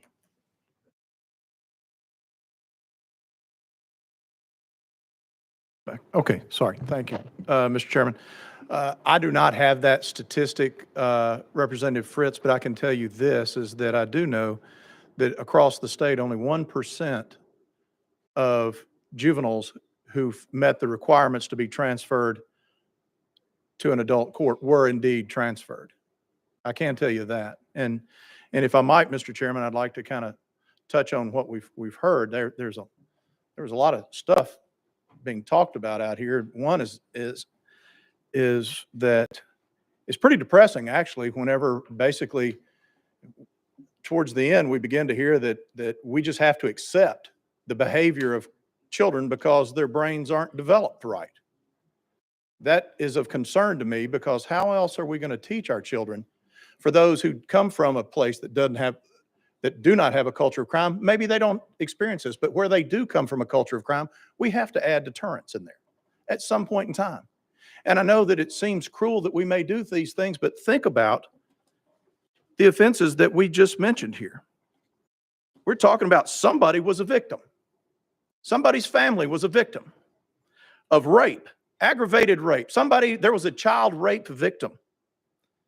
There was a robbery victim, an aggravated robbery victim, a carjacking victim, a kidnapping victim. Somewhere there were these victims. And so all of a sudden we're just going to say, those kids, they just can't help themselves today. That's just a phase they're going through. I think we've got to do something to add deterrence here to where they can't just say, hey, if I do this now, yeah, I'm going to have to pay a little time for it, but I'll be out soon. We've got to do something to where we get these kids into a better environment, because many times they're coming from a bad environment. They need to get somewhere where they have services. And I have scanned this text twice while I was sitting there looking for references to solitary confinement and could not find any. As a matter of fact, these perpetrators will be offered the same services. This does not limit it in one bit. And I'll have to say that with regards to the attorneys that spoke to us, they're very good. They're very good attorneys, because what they've done is they've offered confusion to this bill. They're trying to get doubts setting in. They're just introducing concepts because that's what they do, and they're good. They're very good. They present things in a manner to which creates, hey, is this really what we're doing? I got an opportunity to talk to you about cost to a community. We had one person that presented testimony about this is just going to cost too much. I can tell you, I can watch a metropolitan area decay and tax base erode and citizens move. That's a cost. I see people who have had loved ones victimized, paying hospital bills, trying to recover from acts of violent crime. Those are costs somebody's paying. And so when I look at this is a problem that in this case, I'm asking you, are we going to address this problem? Or are we just going to say it's too big to tackle? Is it a societal ill that we cannot fix because of the circumstances, the components that are in it? I understand it's a complicated issue, but at some point in time, in my belief, that we've got to do something to try to save ourselves from this spiral that we're in. And doing nothing will guarantee that we stay in the spiral. Thank you. Representative Gillespie. Thank you, Mr. Chair, and Chairman Vaughn. Thank you for carrying this on behalf of the Speaker and people in the state. This is probably the #1 issue that I hear throughout Memphis when I'm out and about, from neighbors, constituents, family members. And I'm glad that you just brought up the fact that I don't know how long we've been debating this topic, but you were the first person that I recognized that mentioned victims. No one before had mentioned anything about the victims. My neighbor who was kidnapped. No one has talked about these people. And I think it's great that we need to do more in our juvenile justice system in terms of rehabilitation. But we have to remember that these are real crimes and real violent people that are out there doing these acts, and they're terrorizing an entire city. I hate to make this about Memphis or Shelby County, but that's who I represent. And right now, I have people that talk to me every day that are living in fear because of juveniles committing violent crimes, whether it be at the grocery store, at the elementary school, out on the roadways, or even on the sidewalk in front of their own house while they're mowing their own grass. So I just want to say thank you, and I support this 100%. But I will say, come January, we need to go back and look at some of the rehabilitation of those children. Now, I think there's certain crimes, obviously, murder being one of them, that is a little bit different than, robbing someone. Again, I just want to say thank you, and I'm fully supportive of it. And also, I want to add that this is also something that has been worked on by both of our current DA in Shelby County and several past DAs in Shelby County that are both Republican and Democrat, and our current juvenile court judge who is a Democrat. So thank you again. Leader Lamberth. Thank you, Mr. Chairman, for leading us through this extremely important discussion. And Chairman, to your comments, we don't see you get very passionate about issues. You're a very, I would say, a very serious individual who's business oriented. And the entire time we've had the pleasure to serve together, you're just a very positive person. And quite frankly, in the committee that you lead, you deal with a lot of business interest. What I saw out of you a while ago shows your deep desire to keep your community safe, to keep our state safe. I understand the objections with this bill, but your passion shows through on this, and it has for years, as well as Representative Gillespie and others that have worked on this, and our speaker. This may not be the perfect solution to it, but I will say this. I have teenage children. Many of us have raised teenagers in this room. There's not a teenager out there that doesn't understand you can't murder somebody, you can't rape somebody, you can't commit these violent crimes against another individual. If they do adult crime, they're going to do adult time, period. If we can get rehabilitative services into the adult system, fine, that's great. I want folks to be rehabilitated. But what I want even more than that is for your community, as passionately as you advocate for it, to be safe. These innocent victims to not be victims or survivors of these crimes, and for these children who will soon be adults to not create more victims. Thank you for bringing the bill. I just wanted to thank you friend to friend, and as one of our chairmen, thank you for letting some of your passion out today and showing us just how important this is for you and for your community. Thank you, sir.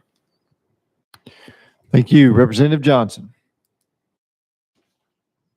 Thank you, Mr. Chairman. A little confused because I don't recall anybody saying that there shouldn't be consequences, that that's just what kids do or anything of that sort.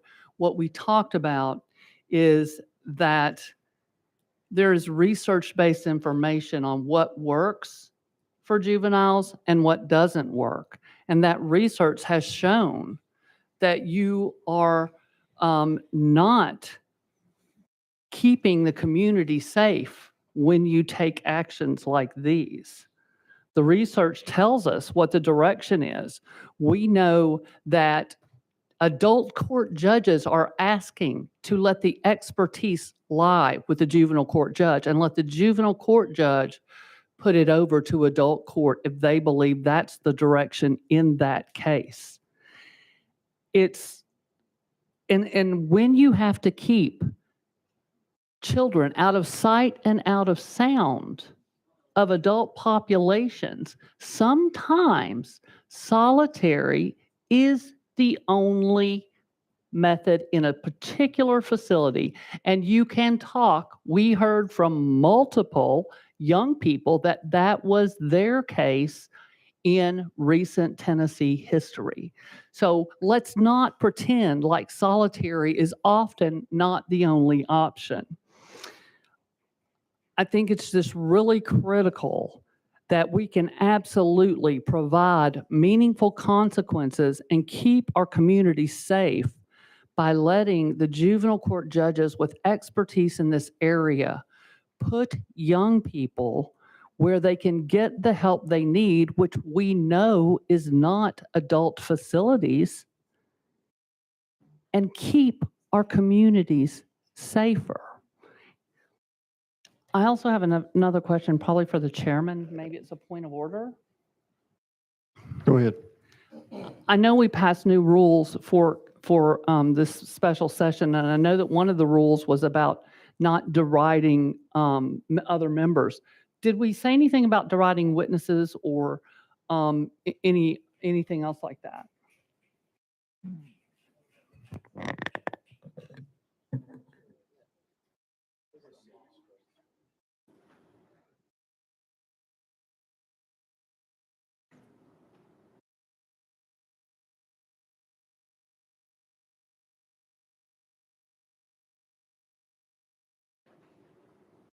Okay. That's something you can check with the clerk on that.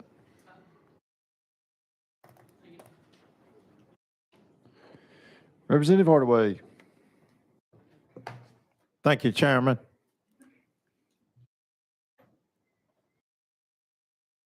To the sponsor, I've been at this a long time. And when I'm talking about the blended sentencing, at one time, most of Capitol Hill didn't have a clue as to what it was. So I don't have to go back and try to qualify myself as knowing what I'm talking about when I say that children don't have a mature brain through young adulthood until they're 25-ish. That's neurological science. That's not me guessing. That's not me making up data points. That's real. And you can't rehab children. You can't rehab juveniles. You can't rehab young adults up to 25-ish with mature adult criminal justice programs. It takes a different level, a different type of expertise. And that expertise is more than likely going to be found in the juvenile court system. That does not mean that those young adults won't be held accountable. They will. When we heard the testimony, and you can research, you can Google any and everything you want to, you will find that that impulse control is usually the reason that young adults get in trouble. If they had thought about it before they did it, they wouldn't have done it. Now, there are gruesome crimes that young folks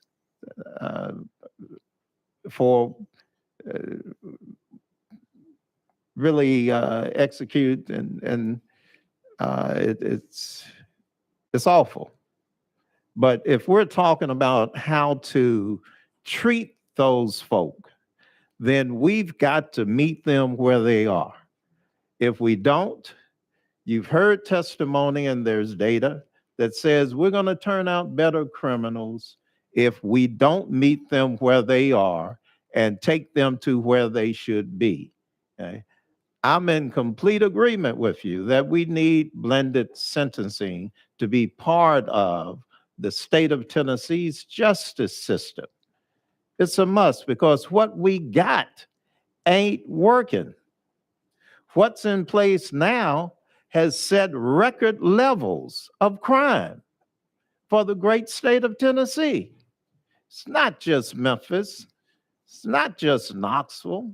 It's the state of Tennessee. What we are doing is not working.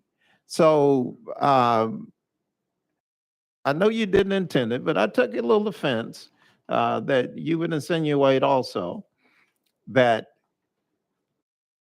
I wouldn't have consideration for the victims of crimes. I have been to as many as any and more than most funeral services and wakes and memorial services for young folks, babies who have been killed in my district and in other districts as anybody else in this room.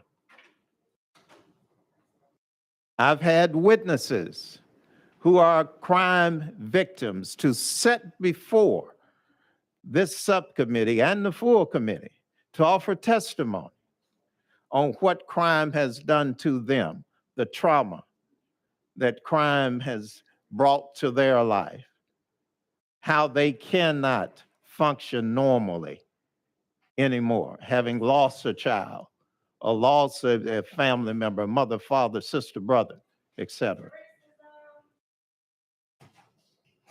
So with that, and Mr. Chairman, I know you didn't mean to offend me, but I was offended.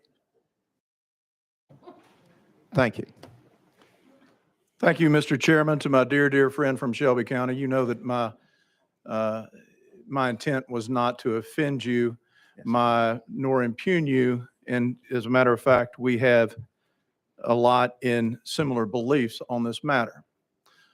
I merely pointed out that during all the testimony and all the questioning prior to that point, victims had not been mentioned as a part of our discussion by anyone here.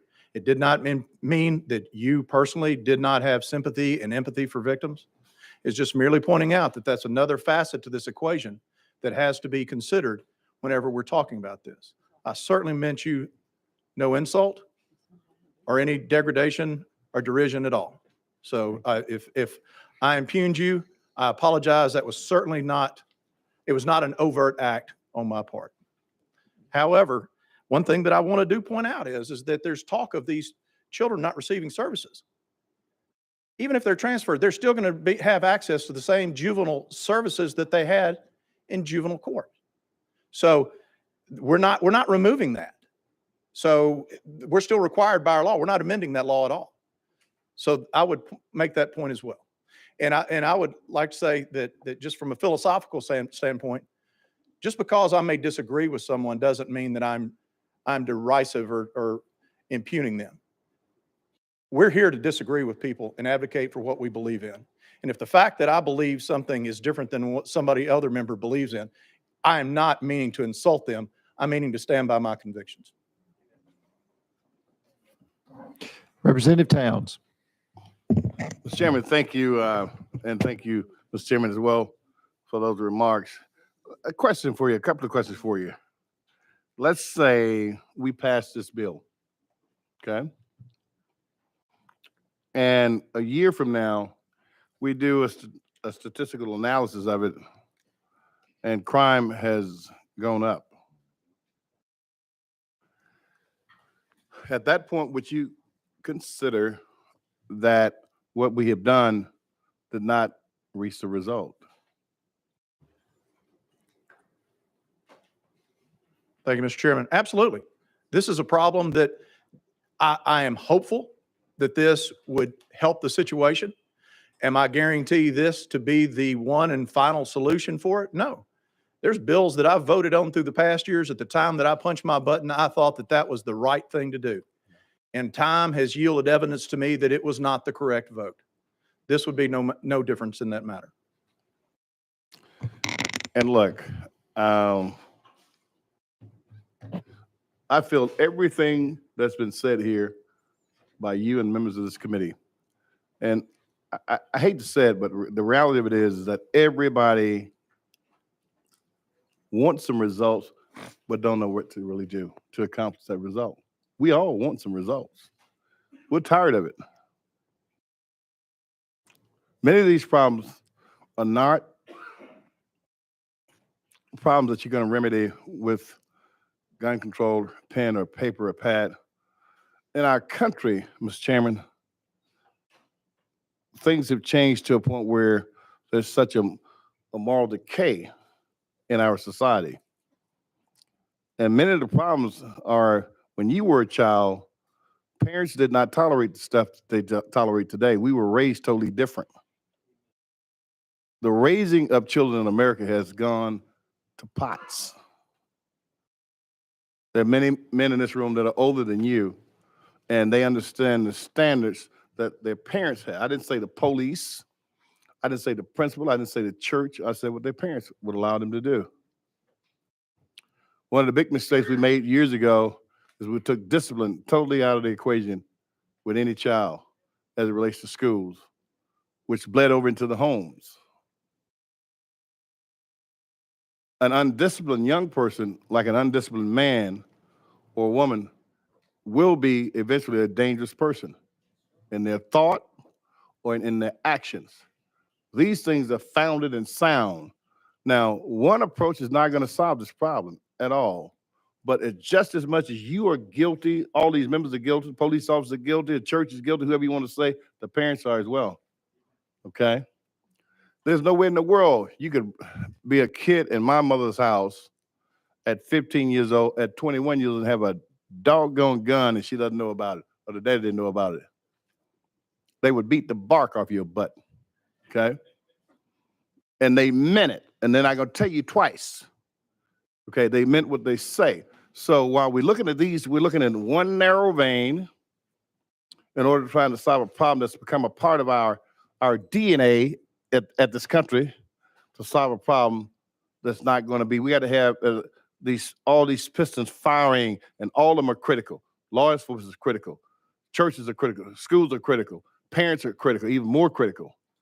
You got to send a product to schools to be where they're working with.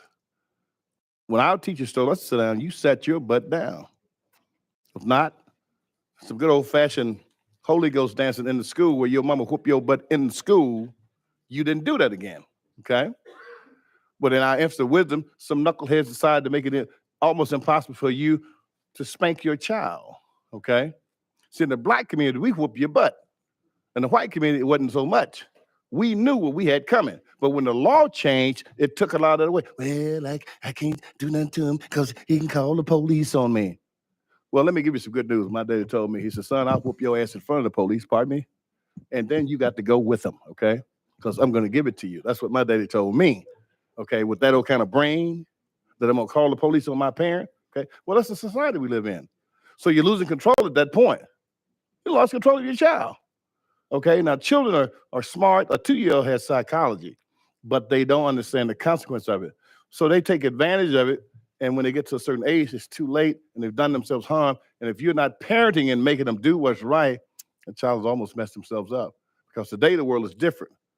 Okay, you go too far today, it's more unforgiving because everybody is tired of crime, and it's your children that are doing the oppressing. 13 up to about 24, 25. You don't want to be a 25-year-old's dad. Okay, it's a young adult.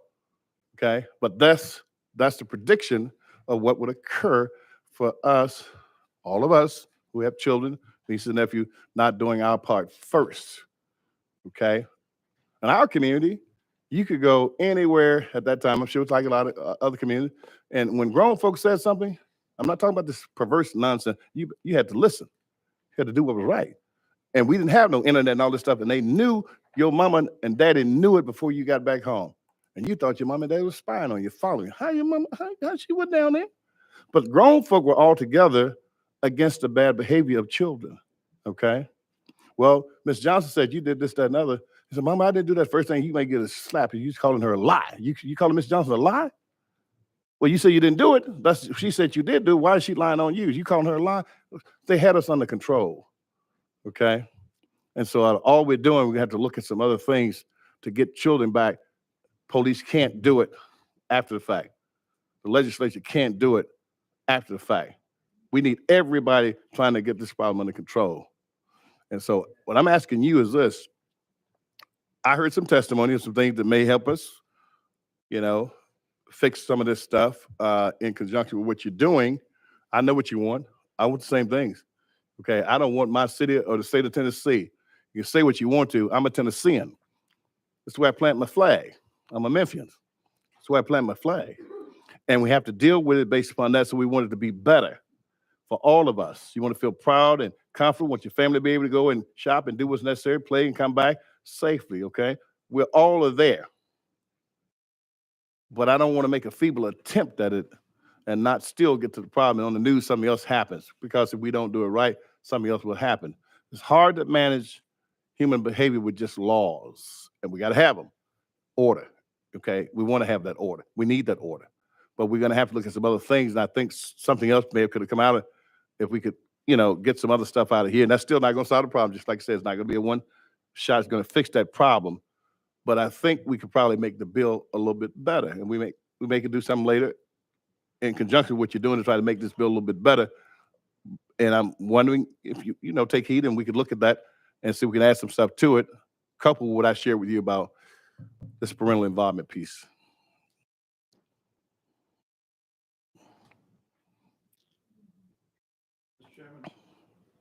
Thank you, Mr. Chairman. Representative Towns, sounds like you were raised in a very similar household to what I was raised in.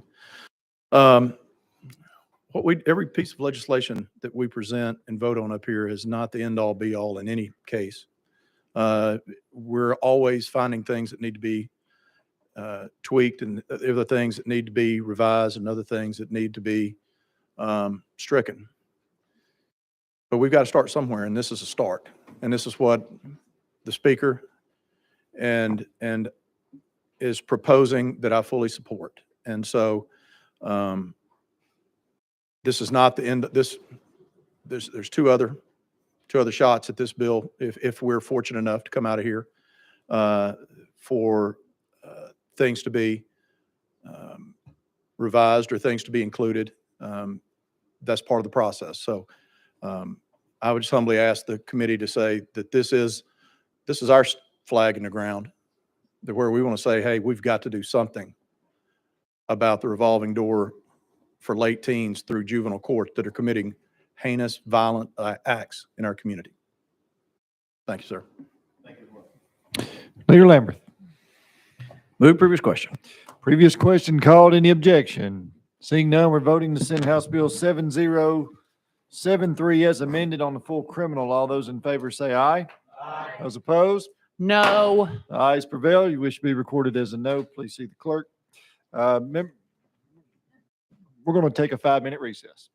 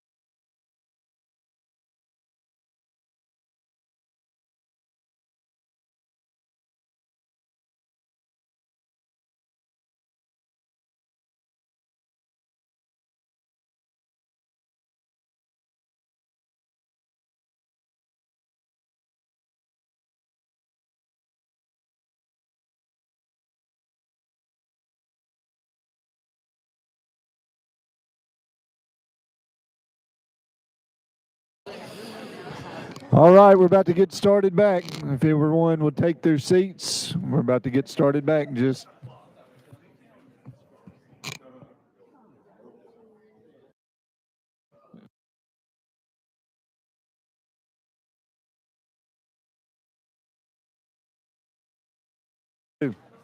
all right, we're going to go back into session. We are back in session. We're on item number 5, House Bill 7013 by Chairman Farmer. You are recognized. Thank you, Mr. Chair. This is the TBI reporting bill, and I've got an amendment. An amendment rewrites the bill 8876. Do you have that? We do not have an amendment on this bill. Okay. Well, then I may be wrong. I'd just like to go ahead and move forward as is then. Okay, that's the drafting code for the bill. Perfect. So, And I apologize. I was just so enthused by the last bill that I had made that mistake, and I do apologize to the chair and the committee. But I would like to move forward with that with the bill and explain what it does. take off. Okay, You're thank good to you. go. Members, what this does, this was signed in by Governor Lee into executive order back in May that required that the courts and municipalities report convictions to TBI within 72 hours. The law had said that it was within 30 days, but we want to be sure that information gets to the places it needs to be to run background checks, that we don't have any sort of violent felon out there that we don't know about it. If they're pulled over, if they're somewhere, if they're rearrested, it's kind of hanging out there for 30 days. So what I'm trying to do is just codify that executive order and say that information needs to be given to the TBI within 72 hours.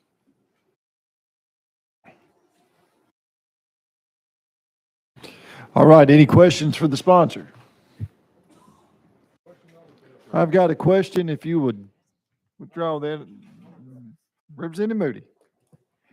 Thank you, Mr. Chairman and Mr. Sponsor, Chairman. Is there staffing up to doing that quick turnaround for the TBI? Sure. Yeah, and this has been going on since May. So this is the current practice that's been in place, and I'm not aware of any issues that have been And that's a matter of fact, just as I practice law, anytime the TBI has gotten very efficient on their turnaround times, even on their background checks. So they're doing a really good job. I do have a question. This final disposition, that would also include if someone was case or charges were ultimately dropped against with someone, would this also include that as well, that information would be relayed within 72 hours? Yeah, Mr. Chair, that's a good point. I think if a charge was dropped and there was an expungement issue where somebody's record needed to be cleared, that would expedite that as well. So I appreciate you bringing that up. Okay, thank you. Any other questions? Seeing none, we're now voting to send House Bill 7013 on the full criminal. All those in favor say aye. Those opposed? The ayes prevail. You move forward. Thank you, Committee, Mr. Chair. Item number 6, House Bill 7015 by Representative Hilton Hayes. Leader Lamberth is going to take this one. Thank you, Mr. Chairman. If I may roll this to the Hill today's calendar, please. All right, without objection, roll to the Hill. Item number 7, House Bill 7027 by Leader Lamberth. You're recognized. Thank you, Mr. Chairman. There are no amendments on this bill. It is extremely simple. 15, 16 years ago, the state of Tennessee changed protocols on how we do mental health evaluations for those that are charged with crimes. The state, to save money, chose just to do mental health evaluations for criminal defendants that are charged with a felony. So what has happened in that amount of time is the number of individuals that are in the court system that need to get a mental health evaluation has dropped considerably of those that actually are receiving it. So they still need the mental health evaluation, but because of the fact that the local governments, your cities and counties, are responsible for paying for it, unfortunately, it seems to not be occurring. So what this bill does, it puts the law back to the way it was before, and the state of Tennessee, in much better budget times now, would just be picking up the cost of that mental health evaluation. Thank you. Any questions for the sponsor? Representative Hardaway.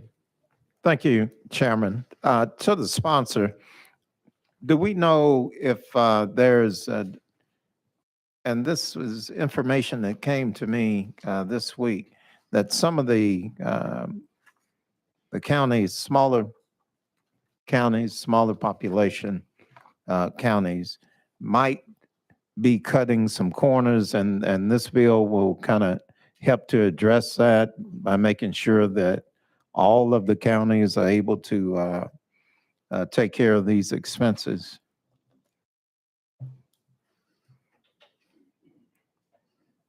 Oh, thank you, Mr. Chairman. Sorry, I was missing the sign language there for a second. I apologize.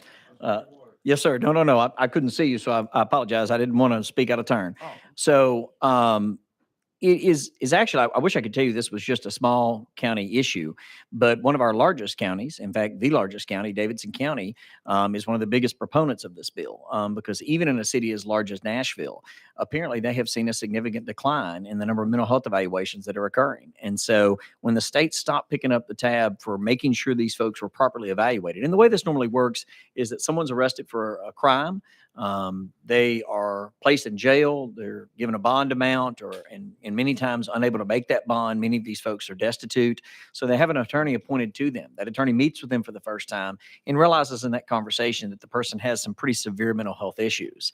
And before, what would happen, and I remember this because I was an assistant district attorney at the time, that attorney would then file something with the court saying, look, we need to get this person evaluated. They don't seem to even understand what's going on here.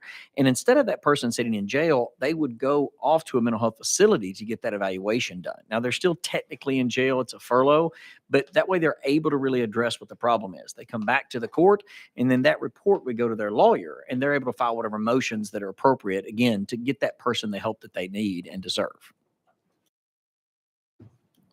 Thank you, sir. You just described one of the better ways to deliver justice by speeding it up and making sure that we're on the right path in all of the different ways that we administer justice. So I thank you for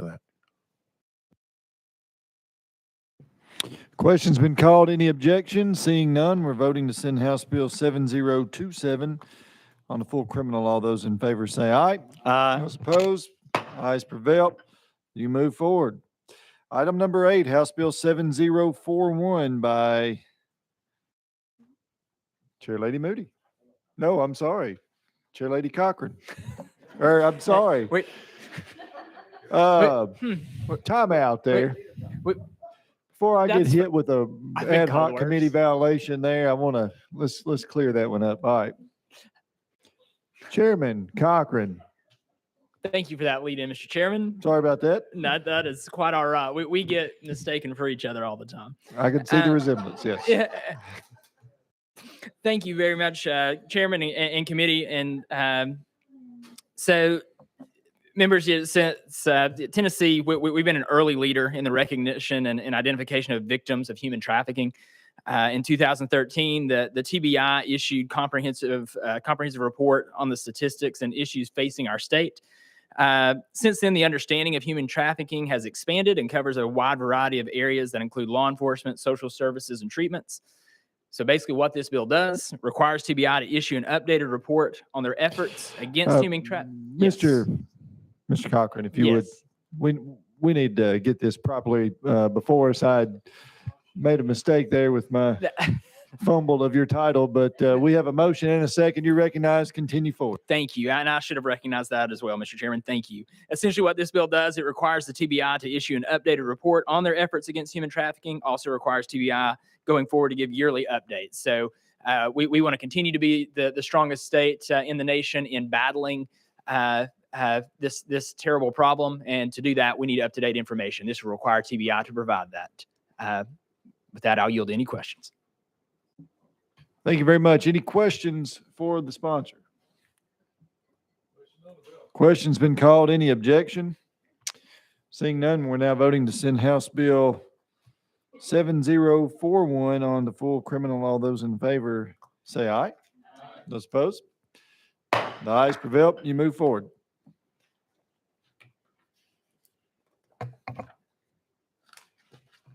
Item number 9, House Bill 7016 by Chairman Cochran. You are recognized on your bill, sir. Thank you, Mr. Chairman. And House Bill 716, I think I think it's a very unique approach and it gives law enforcement an additional tool that they would not have currently, which is a charge for a threat of mass violence. Currently, that outside of one small section of our code, that currently really does not exist if you threaten anywhere other than a school. So I think this bill gives a unique approach for Tennessee to address this issue. Unfortunately, this is one that has been stalled in the Senate currently. There's also a bit of confusion on the fiscal note. I think we need to clear up with fiscal review, perhaps a misunderstanding of the bill. So with that, I think this is going to be an incredible effort to take up during regular session and one that the committee, all of us can really get behind. So, but for this special session, I'm going to take it off notice if that's okay with the committee and the chairman. All right, very well. Thank you so much. Without objection, House Bill 7016 off notice. Item number 10, House Bill 7026. Representative Zachary, you're recognized. Thank you, Mr. Chairman and committee. Mr. Chairman, I believe I have an amendment 9481. Let's see here. Motion amendment. No, sir, we do not have an amendment. Okay, I thought that Wait a may minute. be the case. So Time out, sir. We may have an amendment. Okay. Hang tight. Do you have an amendment? Did you say 9481? Yes, sir.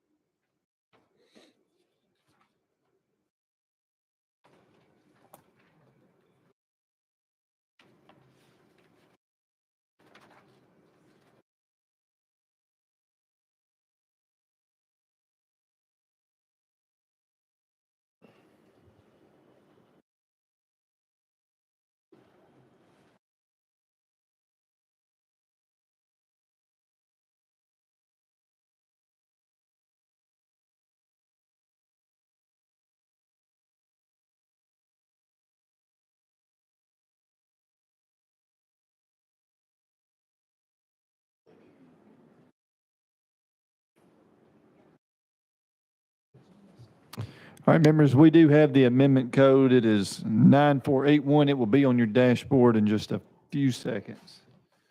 So you'll be able to view that.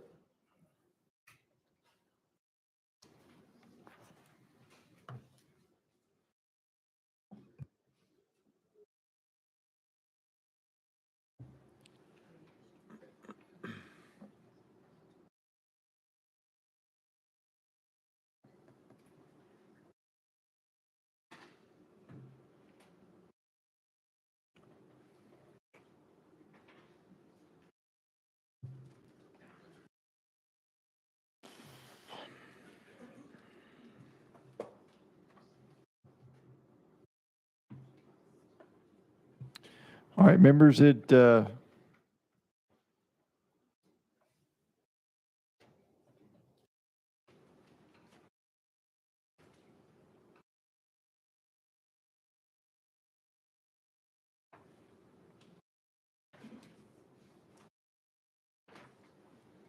should be on your dashboard now.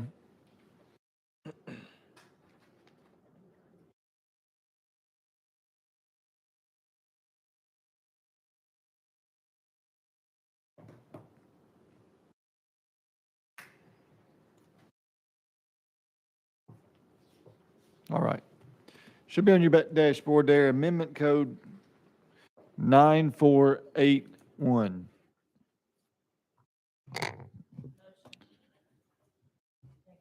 All right, you recognized on the amendment. Thank you, Mr. Chairman. And just to clarify for the members, the only difference in the amendment and the actual bill is the removal of the last section, which is G. So that's the only difference in the amendment and the bill, and this amendment does make the bill.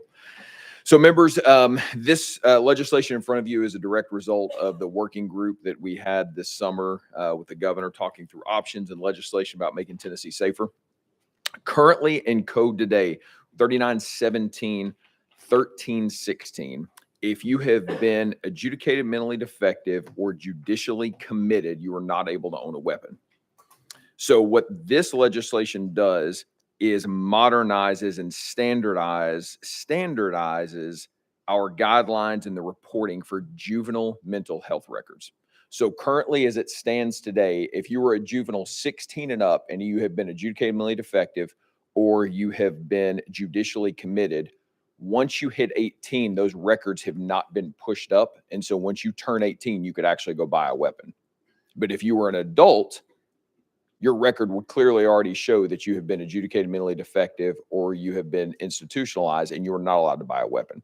So what we're doing with this, after discussions with the TBI, we are simply saying that the individual's mental health records will now follow them. And when they turn 18, they will be treated just like any other adult. And it would keep them from purchasing a weapon if they are otherwise prohibited from doing so.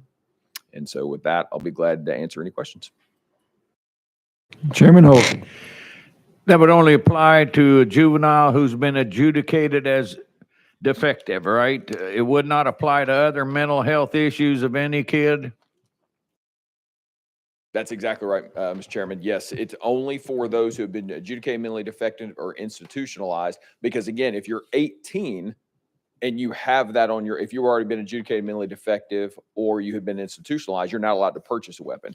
But because of the Bipartisan Safers Community Act, and I could go really deep in this, so I can, as much as you want to have a conversation about it, that's the federal law. There's been this firewall there that has created a challenge in pushing that information up. And so in talking to TBI, this was one of the gaps that we have in our system that needed to be corrected. So this bill simply corrects that. It ensures that the background information for these juveniles who have been adjudicated mentally defective or institutionalized, that information moves up into TICS, which is the Tennessee Instant Check System. So that way, if they go to buy a weapon, they're not going to be able to buy a weapon just like any adult over 18 would not be able to buy a weapon now. And it only relates to those two conditions, correct? Thank you. Could you explain what institutionalized is for us in regards to this relation to this bill? The statute, I mean, I guess that would be more of a question for legal to define what mentally institutionalized is, because that is how it's defined here. Adjudicated mentally defective or mentally institutionalized. That would be a question for legal to define that. You mind if we go out of session here from Sure. legal? Sure, Mr. Chairman, it's up to your committee, Chair. We'll hear from legal services here, please. Michelle Fogarty, Legal Services, they would have to be committed to a mental institution by a court. In other words, admitted by the court, sent there by the court. That would not include voluntary treatment or anything of that nature. They would have to be ordered by a court to be institutionalized. The phrase is judicially committed, so they'd have to be committed by the court. Very well. Thank you. Any other questions for legal services while we're out of session? Seeing none, we'll go back in. No, Representative Hardaway. Thank Got me you. again. Chairman, to legal, is there a way to be reevaluated and qualify for purchasing a weapon or qualified? Is there a way to be reevaluated and cleared? There are processes in statute for relief from federal firearms disabilities. All right. Thank you. All right, we're going to go back into session. Any other questions for the sponsor? Representative Hardaway. Thank you. And it's just sponsor what legal just said, that there are pathways for getting cleared. Does your bill address that one way or the other?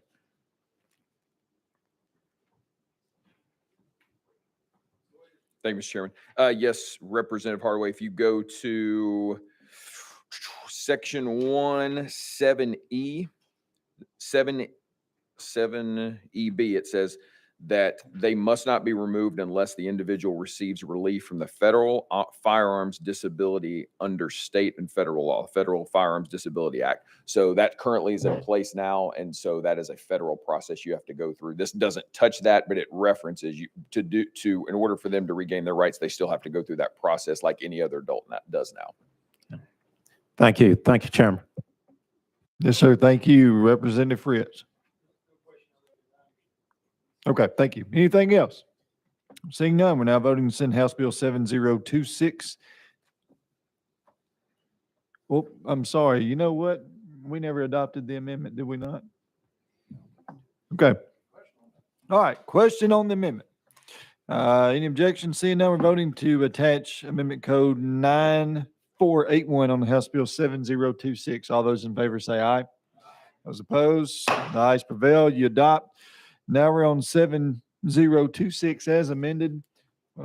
Question's been called. Seeing no objection, we're going to vote now to send it as amended on the full criminal. All those in favor say aye. Those opposed, say ayes prevail. You move forward. Thank you, Mr. Chairman, committee.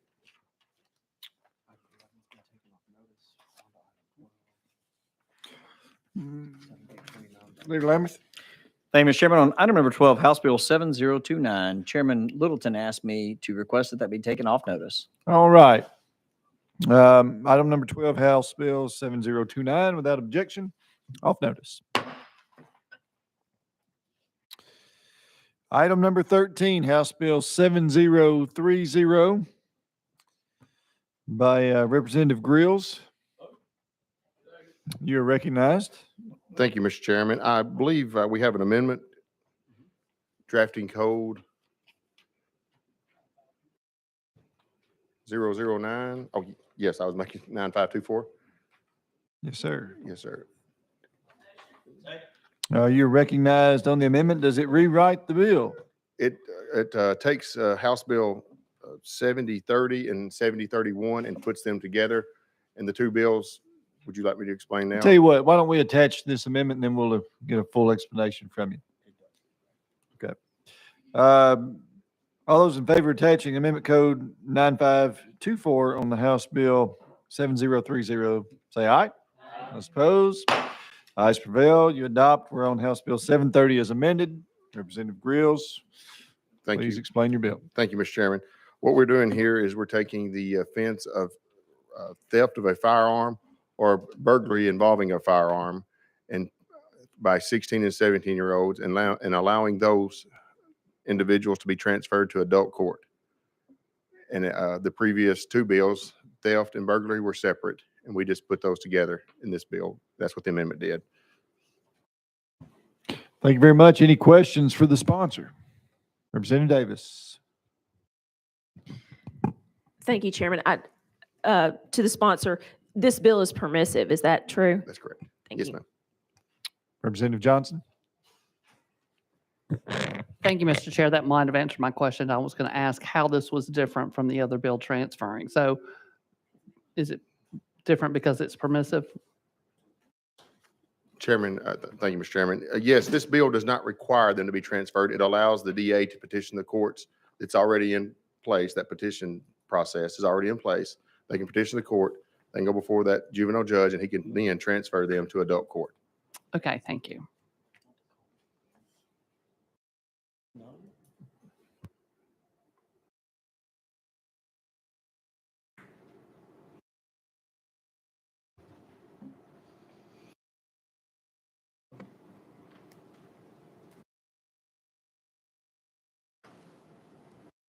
Representative Hardaway.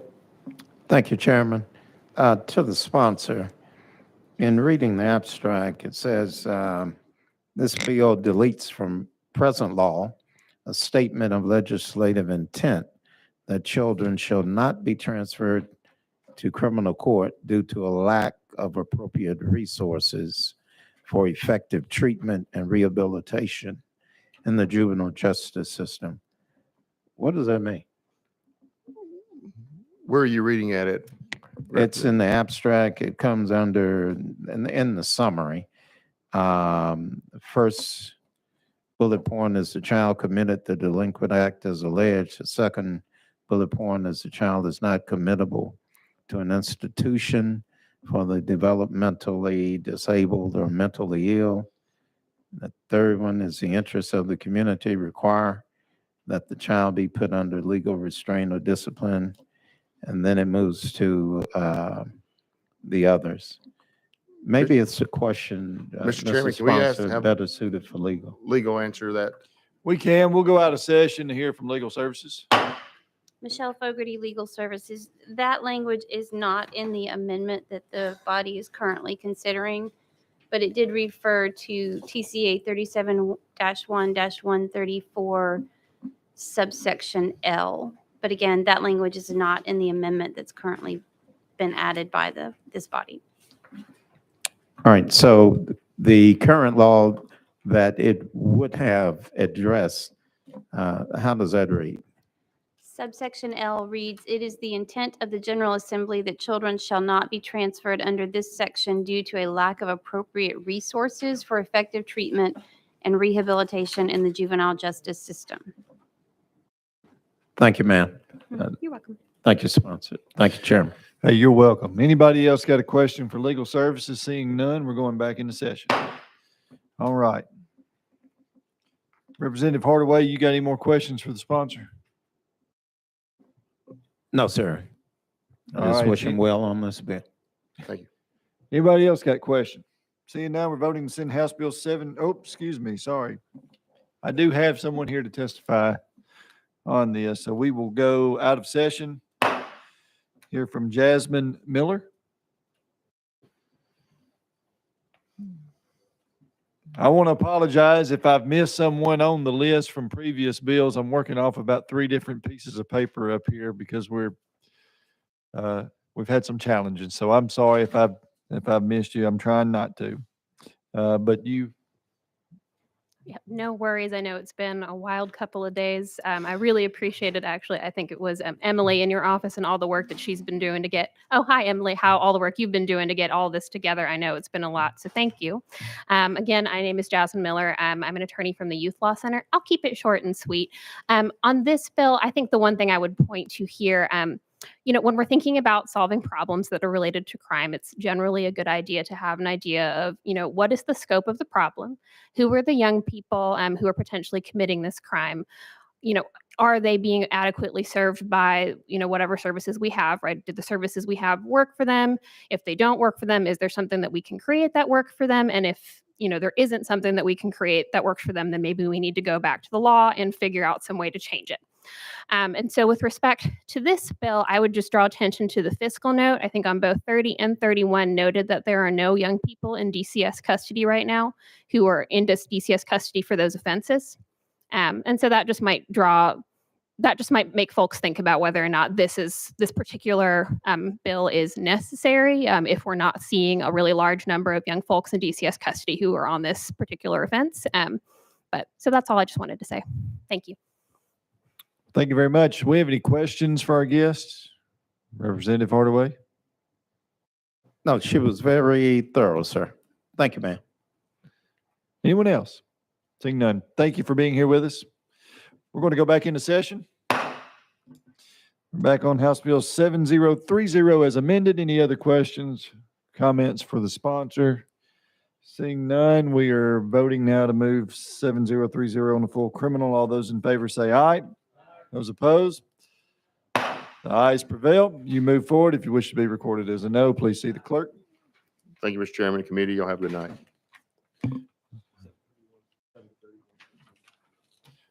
All right, yeah, we've already taken that one off notice. Item number 15, House Bill 7049 by Chairman Clemens. You are recognized. Thank you, Mr. Chairman. Is it possible for me I'd like to roll this bill 3 slots. I've got a Democratic colleague who has a similar piece of legislation, and I'd like to roll this behind his, if that would be okay with the committee. That objection rolled 3 spaces. Item number 16, House Bill 7051 by Chairman Clemens. You're recognized. Thank you, Mr. Chairman. This bill would enact the extended pilot program for the rehabilitation of juvenile offenders in counties that do not currently have an existing juvenile offender rehabilitation program.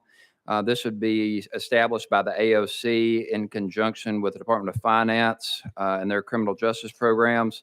And it would authorize juvenile court clerks to partner with existing youth organizations and distribute grant funds from the state of Tennessee for the purpose of positive mentoring, recreational, educational opportunities for juvenile offenders and across the state of Tennessee.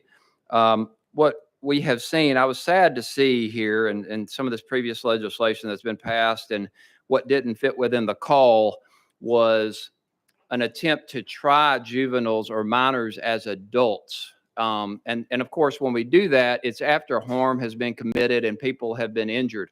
What I would have loved to have seen fit within the call is investing in our youth up front, because I think we have an idle hands issue across the state of Tennessee. I think we have people getting recruited into gangs and other things for various reasons. But if we could invest in our youth, you know, and address the ACEs in the state of Tennessee, like hunger and poverty and educational and access to healthcare and those types of things, I don't think we would see as much juvenile crime across the state of Tennessee, but our body has not invested in that way. And this call from the governor did not allow us to invest in programs on the front end before people are injured, before crimes have been committed. So I had to look for a way to invest in these youth, unfortunately, after they have gotten into a little bit of trouble. And I think these rehabilitation programs would go a long way towards assisting these. So rather than appropriating great funds of money to private prisons and core civic and putting 16-year-olds in prisons, I'd like to see us invest in those youth in rehabilitation programs.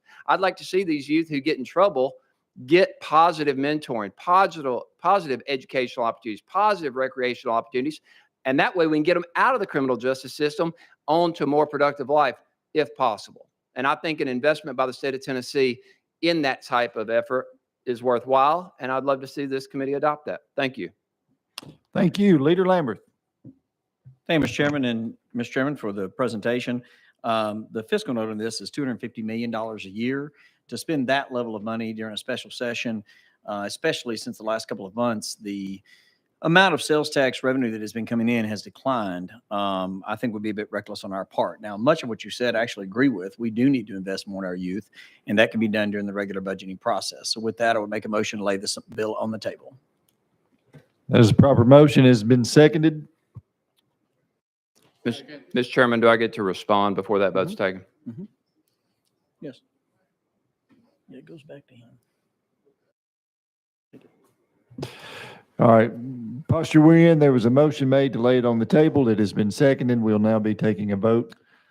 Or we'll go back to, I'm sorry about that. You're recognized.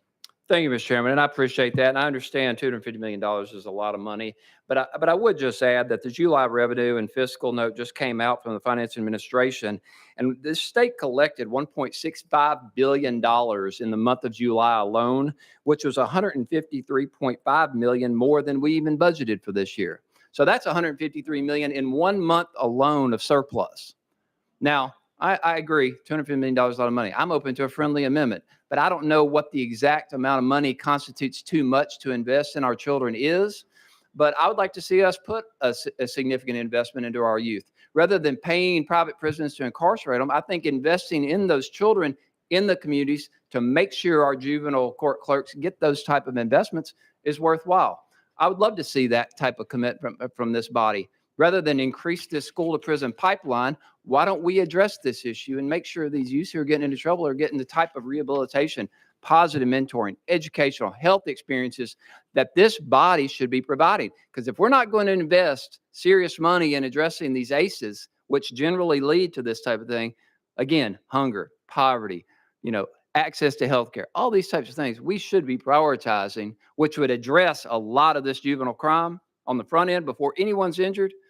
If we're not going to invest that money, then let's invest in rehabilitation in a manner that fits within the call. So I don't know what the appropriate amount of money is to invest in this program. I'd hate to see $250 million is too much. Perhaps it is for a special session. But let's agree on an amount of money that we are willing to invest in these children. Because we just passed a bill that invested almost $30 million in treating them and incarcerate them as adults. So if you look at the budget surplus we just collected in a single month, what are we going to invest that money in, Mr. Chairman? So I'd ask you to vote against this. Thank you. All right, we're now voting to table House Bill 7051. Those in favor of the tabling motion say aye. Aye. Those opposed? The ayes prevail. The bill is tabled. If you wish to be recorded as a no, please see the clerk. Thank you, Mr. Chairman and committee. Item number 17, House Bill 7010 by Representative Parkinson. You are recognized. You have an amendment? Yes, sir. I do have an amendment. 9531. Yes, sir. 9531.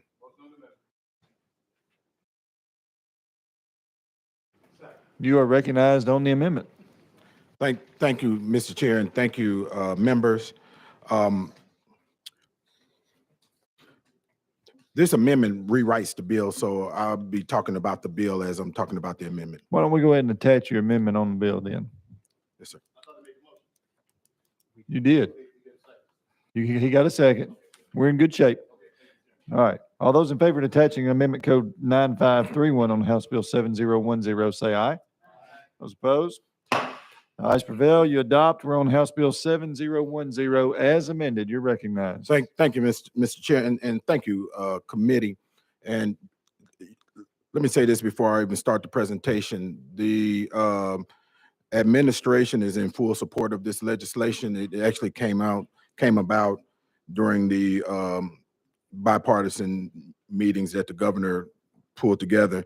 And the safety and the well-being of our communities are paramount. It is our responsibility to ensure that our children are protected and that the adults who manipulate them are held accountable. This proposed legislation aims to deter adults from using minors in criminal activities, particularly those involving the theft of firearms. Firearms theft is a serious crime, and involving minors not only endangers their future, but also amplifies the potential danger to the community at large. By making it a felony offense, we send a clear message to potential offenders about the gravity of the crime and the consequences they will face. It would also act as a deterrent for adults who might otherwise consider involving minors in such crimes. Young individuals are impressionable and may not always recognize the long-term consequences of their actions. This bill is not just about punishment, but about shielding our youth from being used as tools in the serious crime. Now, we have laws on the books that would protect minors from adult sexual offenders, because we know those adult sexual offenders can manipulate the minds of those minors into doing things that we don't want our minors doing. This is almost the same thing. You know, you have adult members of our society, unfortunately, that will, because they know minors won't face the same punishment that they would as an adult, will send a minor to do their dirty work. And this is what this legislation is trying to prevent. The repercussions of firearms theft, especially involving minors, extend to the entire community. These stolen weapons can easily end up in the hands of criminals, increasing the potential for violent crimes. By holding accountable the adults who are in the chain of command or who orchestrate these crimes, we can work towards a safer community for everyone. And I hope that you will give that some consideration and pass this bill out to the next committee. Thank you for that, Chairman Halsey. Thank you. And I like your bill. It's very, very close to Leader Clemens' bill. His is a Class C, yours is a Class D, but he includes some other offenses if the theft is. Are you going to get together on that, or is this going to run solo on this bill? Thank you, Chairman. I think that Chairman, our caucus chairman is going to address that when this bill comes back up. But, and also to your other point, this bill includes theft of a firearm, robbery involving theft of a firearm, aggravated robbery involving theft of a firearm, especially aggravated robbery involving theft of a firearm, burglary involving theft of a firearm, aggravated burglary involving theft of a firearm, and especially aggravated burglary involving theft of a firearm also. Chairman Halsey, you got anything else? Just a question from legal, I guess, if I can ask. All right, without objection, we'll go out of session and hear from legal services. Is carjacking, that's a single crime of its own, isn't it? Or is that lumped into some form of robbery? Carjacking is a separate offense. Okay. Any other question for legal? For legal? Yes. Representative Gillespie. Thank you, Mr. Chairman. Sorry, just to follow up on that, with the burglary and carjacking, is the carjacking armed carjacking, or are those two separate offenses? Burglary and carjacking are separate offenses. Burglary is entering a building with the intent to commit a theft. Just a building, not a vehicle? Or any, it could be a vehicle. You don't have to actually take something to be convicted of burglary. You just have to enter with the intent to commit a theft. Representative Fritz. Thank you, Mr. Chairman. The question for legal is just, does this fall under what we call an in-show offense?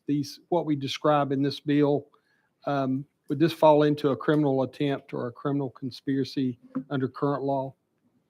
I don't believe so. Thank you. Any other questions for legal? Seeing none, we're going to go back in session. All right. Representative Russell.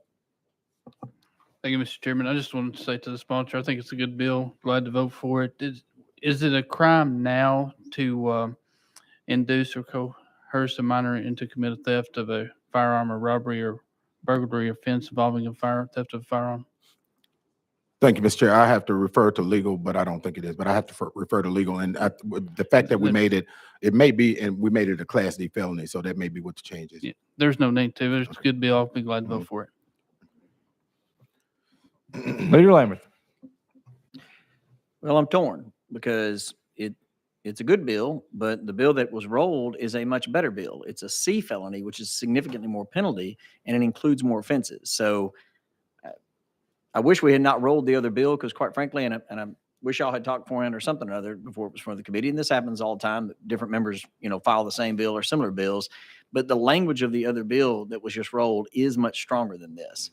So just wanted to put that out there. I mean, House Bill 7049 seems to include more offenses and is a C felony, which if someone's enticing a minor to do this type of crime, I think it should be something that carries a severe penalty. D felony is better than what's in the law right now, but it's not as strong as the other bill. So don't know how we resolve this as we go through this process, but that's just my feelings on the matter, is that the language of one is not quite as strong as the language of the other. So. Representative Towns. Mr. Chairman, thank you. Thank you, sponsor, for the bill. Let me ask a question. Would this,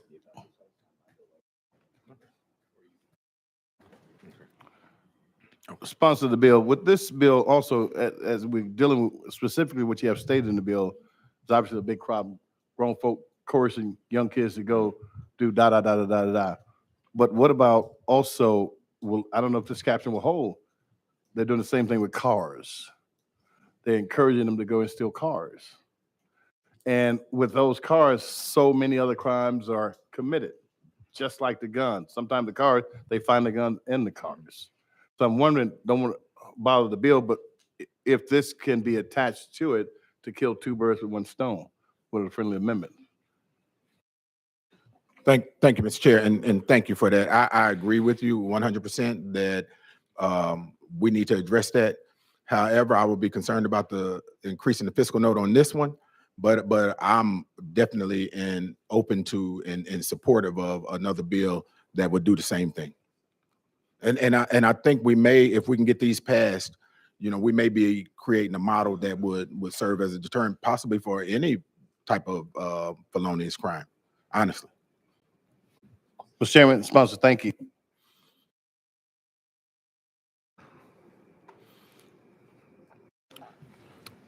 All right, thank you. Any other questions for the sponsor? Yes, sir. Thank you, Mr. Chair, and to Leader Lambert also, in speaking with our caucus chairman, we can.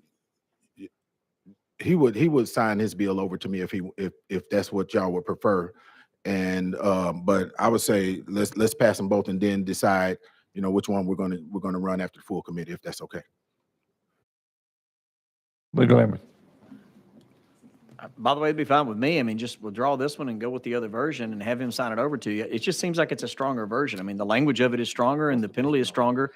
The fiscal note is not drastically different. I think it's $1 million one way or the other, which is a significant amount of money, but in a $56.2 billion budget, either the money's going to be there to be able to fund either one of these bills or not. I don't know if you want to roll it a few spaces and y'all can figure that out, but it just seems like the language is stronger in the other bill. Thank you, Mr. Chair, and thank you, Leader. And if it's okay, we can amend this one if it's going to get the support of the entire committee to fit what the leader wants to fit into it, and then we'll just have one bill.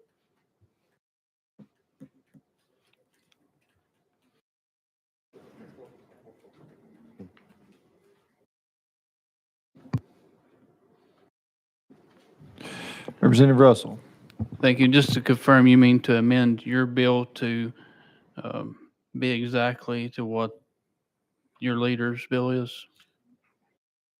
That would be, Mr. Chair, that would be if the body if that's the bill that they want, we can amend it or we can take this one off notice and run that one. My concern is the fiscal note of the second bill is about $1 million higher than what this fiscal note is. And so that's, I don't want either bill to get to finance and then it stalls, because the fiscal note is now $2 million versus $1 million. I want the bills to be passed. Representative Russell. I concur with Leader Lambert. I think they both are really good bills. It's whatever y'all work out. I'll vote for whichever one y'all want to do. Why don't we roll you to the hill and let y'all figure out what you want to do, and well, I'll call you once you figure it out. I'll call you back up. All right. Okay. Can we if y'all okay with this, can we just pass this one out and then when his come up, we'll deal with it? Leader Lambert.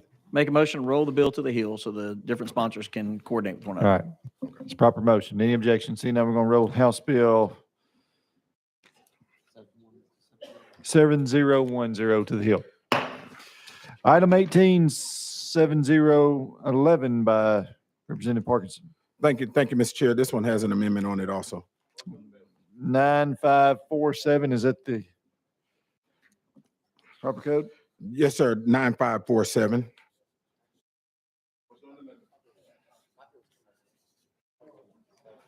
All right, you recognized on the amendment.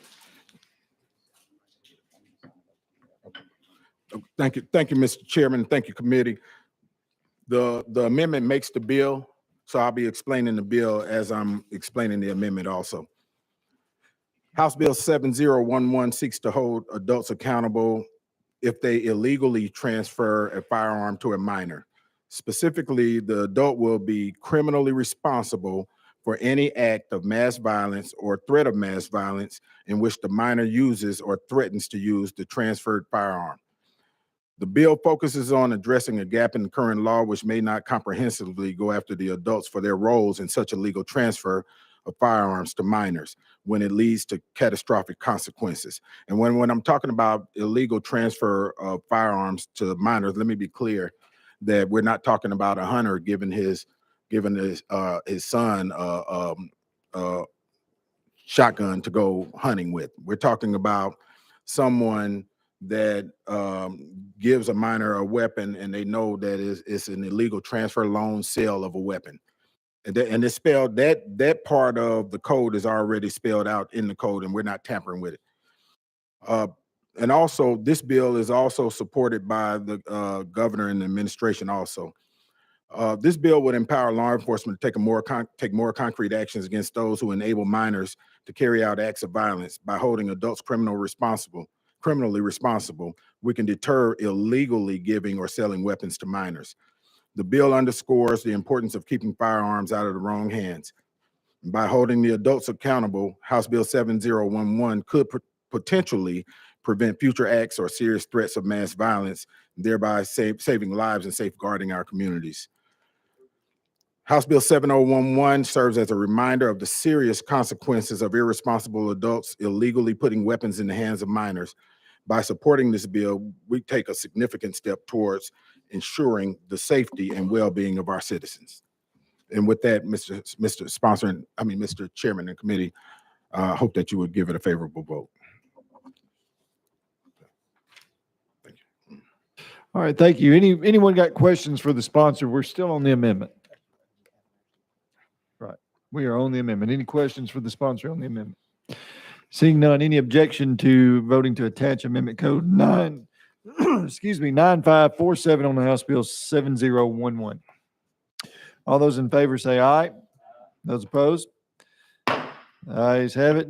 You adopt. We're on House Bill 7011 as amended. Any questions for the sponsor? Chairman Holsey. I think there's some discussion that we want to do on this, and it'd probably be elaborate and convoluted. I'm going to make a motion to move this bill to January of 2024 at the full session and relook at it. That is a proper motion. It has been seconded. Mr. Sponsor. Thank you, Mr. Chair. You know, this bill is only going to cost the state $77,000 to enact. You know, we have individuals, adults who are in the chain of custody of giving weapons to minors, and these minors committing crimes with these weapons. This is not an inducement where, you know, or they tell someone to go steal a weapon. This is them actually giving the weapon illegally to a minor, and that minor going out and doing crimes, you know, with the use of that weapon. And I would prefer that we pass this bill out, you know, to kick the can down the road for another 6 months. You know, we could have, you know, some minors that are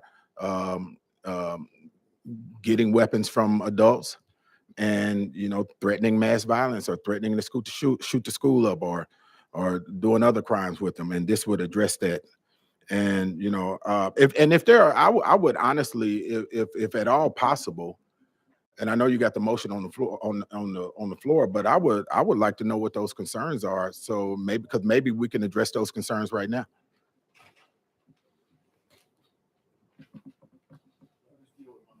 Okay.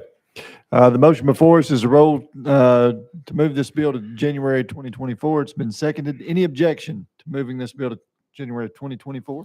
I have a question, Mr. Chair. We do have objection. Yes, sir.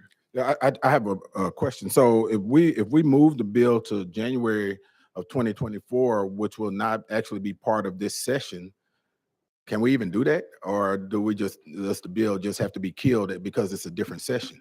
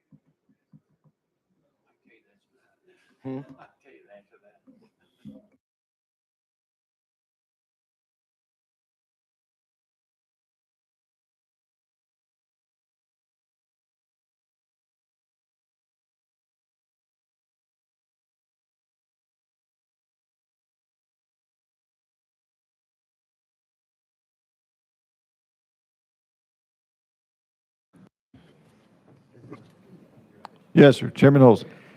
I changed my motion and make a motion to move it to the table. All right, motion to move to the table. It's been seconded. Any objection? We have objections, so we will be voting to move House Bill 7011 as amended to the table. All those in favor of the tabling motion say aye. Those opposed? The ayes prevail. The bill is tabled. If you wish to be recorded as a no, please see the clerk. All right, we're going to come back to item number 15, House Bill 7049 by Chairman Clemens. I apologize. You should have been recognized one bill ago, and I'm sorry about that. But you're recognized, sir. That's all right, Mr. Chairman. The bill has officially been signed over to Representative Parkinson via the clerk's office. So if it's all right with the chairman, I'll let him run the bill. That'll be fine. All right, you have a motion and a second. You are recognized. Thank you, Mr. Chair. A person commits an offense who knowingly induces or coerces a minor under the age of 18 to commit one of the following offenses: theft of a firearm from a residence or a motor vehicle, robbery involving a theft of a firearm from a residence or a motor vehicle, aggravated robbery involving theft of a firearm from a residence or a motor vehicle, especially aggravated robbery involving theft of a firearm from a residence or motor vehicle, burglary involving theft of a firearm or from a residence or motor vehicle, aggravated burglary involving theft of a firearm from a residence or motor vehicle, especially aggravated burglary involving theft of a firearm from a residence or a motor vehicle. A violation of this subsection will be a Class C felony. Thank you for that. Questions for the sponsor? I will say that tie looks good on you. Thank you, sir. I donated one like that to Ties Returns last year. Right. Right. Yeah. Yeah. It's eerily familiar, I'm sure. Right. I know it's getting old. I do that. I do that to you every time you have a bill in here. I'm sorry. I actually appreciate you breaking up the thickness in here. Thank you, sir. Yeah. Right. No, but Leader Lambert has got something. Move previous question. Previous question called. Any objection?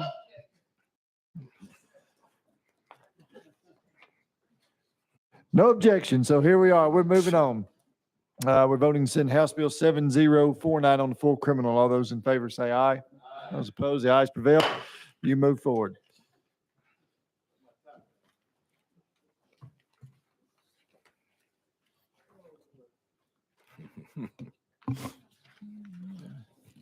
Item number 19, House Bill 7068 by Representative Parkinson. Thank you, Mr. Chair and committee. This one doesn't have an amendment. If we can entertain a motion and second, that would be greatly appreciated. From the Democrats. All right, you're recognized. Thank you, Mr. Chair, and thank you, committee. Thank you to my Democratic colleagues for the motion, and thank you, Leader, for the motion. House Bill 7068 addresses criminal gang members inducing minors to steal firearms. The primary focus of this bill is the protection of minors by creating a Class D felony for adult gang members who would coerce minors into criminal activities. The bill aims to deter exploitation of minors and ensure that they are less likely to be involved in criminal activities. The bill ensures that adult gang members are held accountable for not only inducing a minor to steal, but also for the subsequent crime that minor commits with the stolen firearm. This added layer of accountability will hopefully act as a significant deterrent. The bill directly targets the theft of firearms and their potential misuse by holding adult gang members responsible for crimes committed with the stolen firearms. The bill emphasizes the gravity of gun theft and potential consequences. Gangs often recruit minors as they are easily influenced and can be used for activity that senior gang members might avoid due to higher penalties. By introducing this bill, there's an effort to break this chain and reduce the number of minors getting involved in such activities. The aftermath of stolen firearms often lead to other crimes, potentially harming innocent citizens. The bill aims to reduce the number of firearms in unauthorized hands and subsequently reduce firearm-related crimes. The bill could potentially pave the way for minors to be rehabilitated rather than punished by shifting the focus of criminal responsibilities onto the gang members who manipulated them. While the bill intends to protect minors, and let me be clear on this part too, while the bill intends to protect minors, it does not absolve the minors of their crimes, but rather adds an extra layer of responsibility on the adult gang member. The bill takes a step forward in addressing the core issue of gangs recruiting minors for illegal activities rather than just punishing after the fact. While no bill can completely eradicate gun theft or misuse, this bill represents a significant step forward in holding the most responsible to account and reducing the number of stolen firearms in circulation. We're making this a Class D felony for adult gang members who induce minors to steal firearms, and not only hold these adults accountable for their actions, but also emphasize the importance of protecting minors from getting embroiled in criminal activities. It represents a comprehensive approach to addressing a really significant issue in our communities today. And with that, I hope that we can get a favorable vote. Thank you for that explanation. Any questions? Representative Howell. Thank you, Mr. Chairman. I admit to being a little bit confused, which isn't hard to do. What is the main difference between this bill and the one that Caucus Leader Clemens signed over to you and we passed earlier?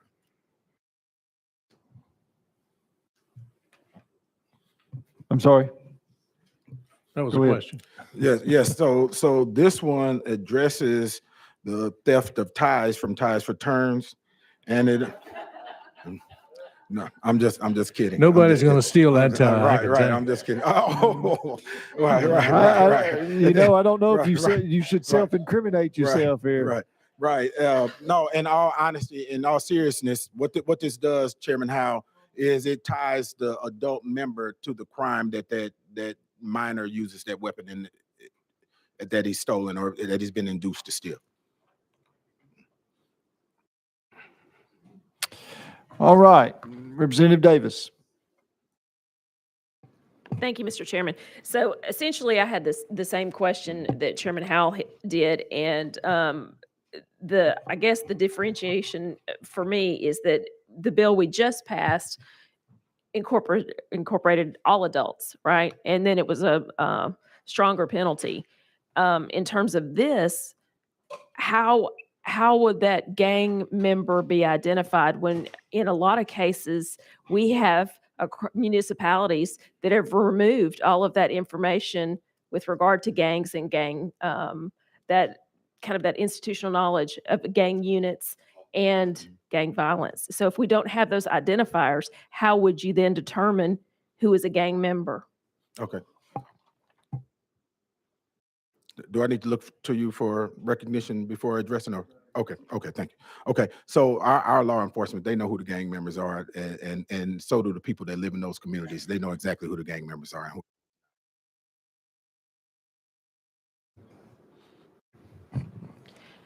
But legally, what is that legal definition then? Because we're enacting this, and so would this also then be an additional charge since it is different penalties? So then you would have the charge what we just passed, and then also stacked on top of that as a gang member. But I'm still unclear as to how you would identify and determine who that gang member is, and legally. Yes, ma'am. And you're correct on the additional charge, and plus this marries them to the crime with the weapon also. But I would have to defer to legal on what the code says a gang member is, and defer to that definition on how gang members are identified. If the chairman wants to go out of session.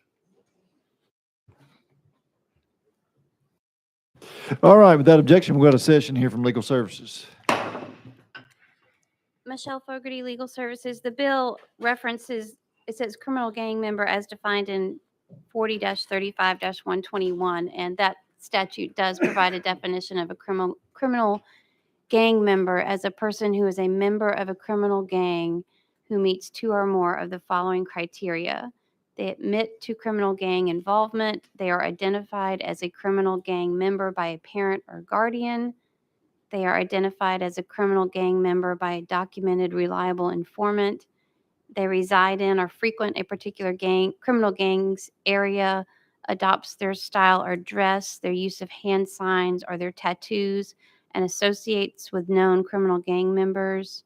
They are identified as a criminal gang member by an informant of previously untested reliability, and the identification is corroborated by independent information.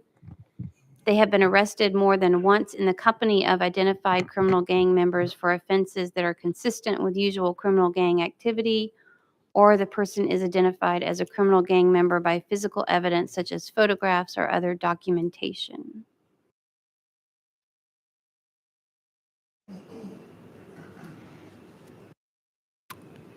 Any questions for legal? Representative Russell. Thank you, Mr. Chairman.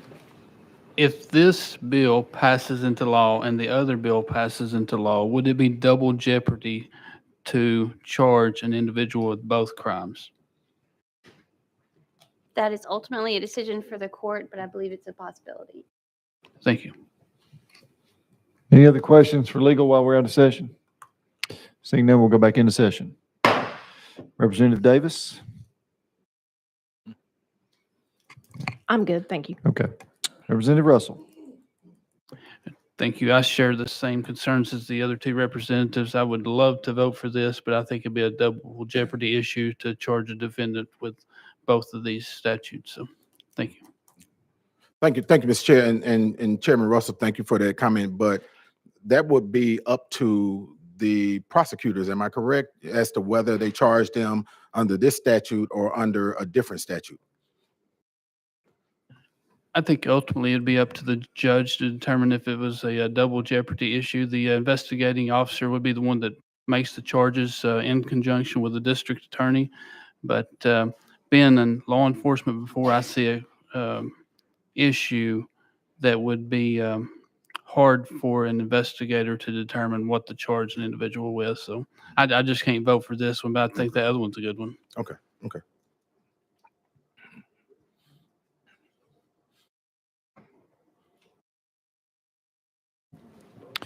Representative Fritz? Thank you, Mr. Chairman. To my colleague sponsor, I appreciate your heart in this. I would just ask this question. It's in light of the question I asked earlier for legal. Is this not already a crime in general?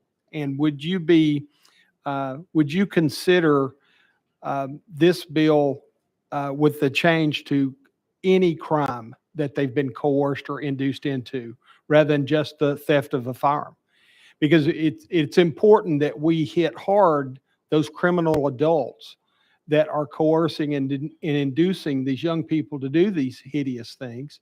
So would you expand it to all crime?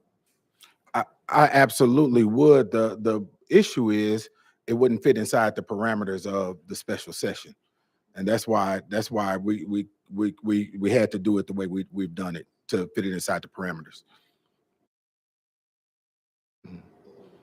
But we can come back in January and add more to it, and and step it up, and that way we have more freedom to draft legislation when we're outside of the parameters of the special session. Any other questions for the sponsor? Seeing none, we're now ready to vote. Send House Bill 7068 on the full criminal. All those in favor say aye. All those that oppose? The noes prevail, the bill fails. Thank you, Mr. Chairman, and thank you, committee. House Bill, item number 20, House Bill 7089 by Representative Harris. Roll to the hill.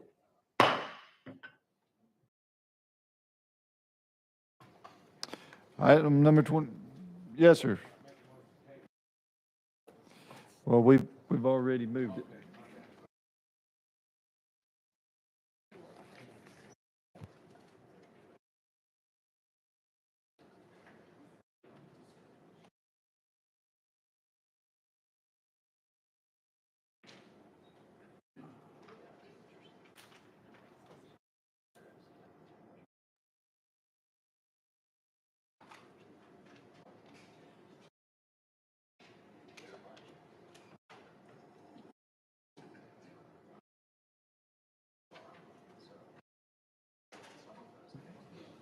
All right, item number 21, House Bill 7091 by Representative Harris. Roll to the Hill.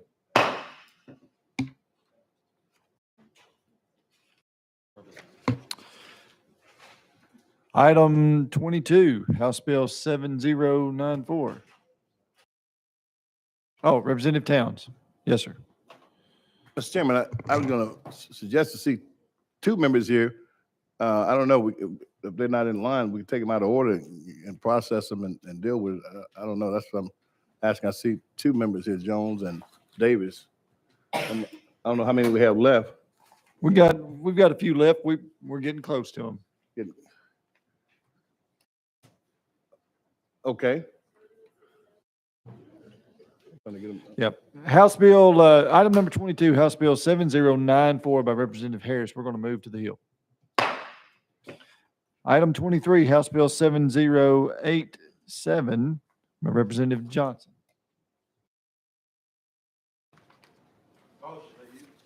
All right, you're recognized. And it's cool if I do it from here, right? Absolutely. Okay, no amendments on this bill. What this bill does, we've seen lately where there's a special interest being taken in targeting the LGBTQ community with discriminatory legislation that bans drag shows and other cabaret performances. Bills like this can lead to state-sanctioned violence against LGBTQ people across Tennessee. News reports that show that neo-Nazi white supremacist groups are increasingly showing up at drag shows and peaceful protests armed with long guns to intimidate, incite fear and anxiety and violence onto the queer community. Like the Proud Boys who showed up yesterday at the Capitol, pictured throwing up white power symbols. People should be able to freely express their First Amendment rights to free speech and protest without the threat of mass violence. Anti-LGBT motivated mass shootings have been carried out across the nation. Orlando, Florida, Colorado Springs, and just this past Friday in California, a store owner was fatally shot by a man who confronted her about a pride flag. We have a responsibility to protect all citizens of Tennessee and not let hatred build against those citizens and put them in danger. As introduced, this creates the Class E felony of knowingly threatening to commit an act of mass violence against another and frightening the other person. It classifies the offense as a hate crime to be punished one classification higher than otherwise provided if the offense was committed by carrying a firearm into certain venues.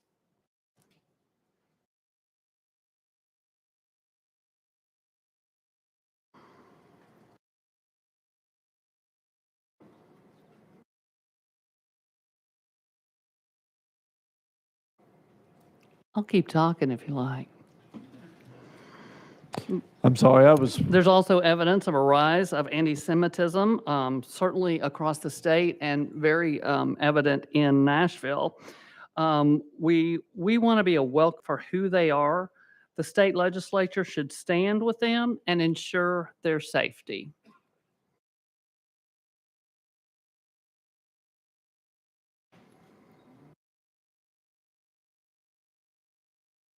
I'm sorry, Representative, you were making references to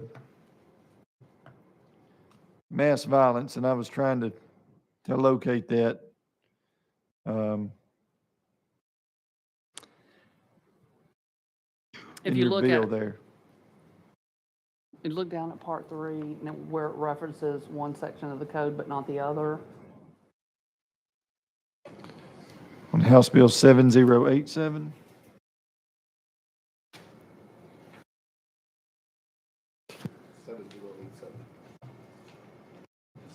Wait a second. Okay. Yeah, 7087.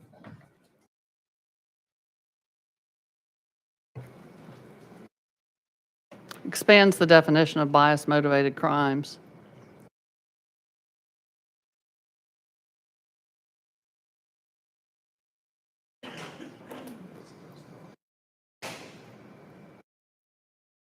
If a person commits stalking, aggravated stalking, or especially aggravated stalking, and the offense was committed due to the defendant's bias, motivation against the victim, then the offense is a hate crime and shall be punished one classification higher than otherwise provided in the section.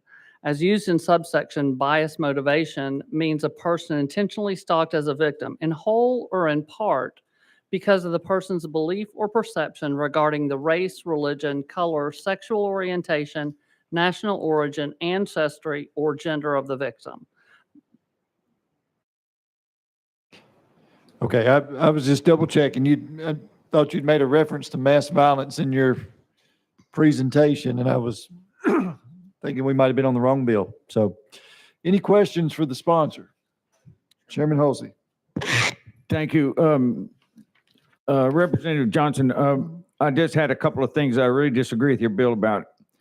One of them is we already have in the criminal code, stalking and aggravated stalking has a penalty.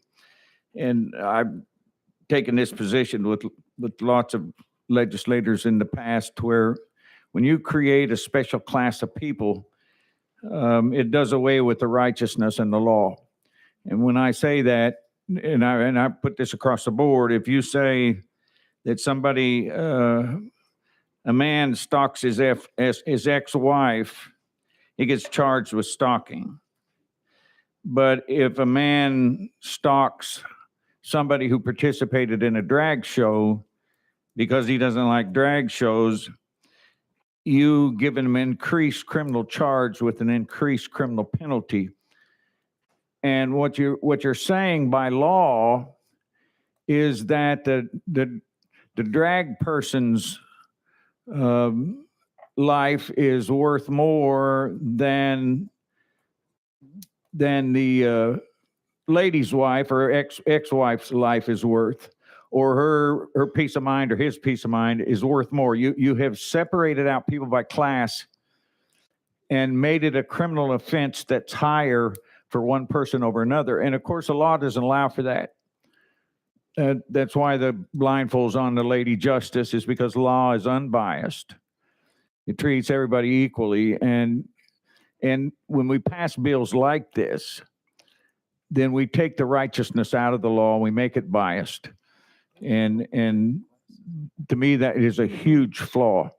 There's another thing too that really troubles me when you start going down the roads of separating people out. And that is, you say he has a bias. What we're actually doing here is making his thoughts criminal. You're adding a criminal penalty by the way somebody thinks. And I think that's extremely dangerous. But for those reasons, I couldn't vote for your bill, but that's why I'm against it. Those are federally protected classes, and there's a reason that they are, is because more violence is targeted to these folks. So I often hear in this room about how important it is to enhance penalties for certain crimes, but apparently not when it relates to someone's biases. So that doesn't float to me. It seems a little hypocritical that at some point it's acceptable, but when it comes to biases, it's not acceptable. Chairman Halsey. Thank you. And we do enhance penalties for crimes, but not for a certain class of people or crime committed against those people.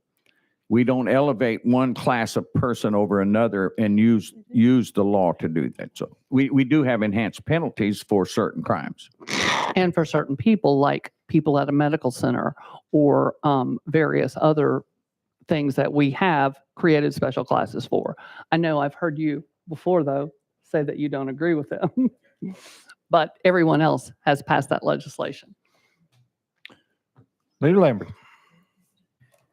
Thank you, Mr. Chairman. And obviously, there's a lot of discussion on this, and this is something that could certainly wait to the regular session. With that, I would make a motion to table.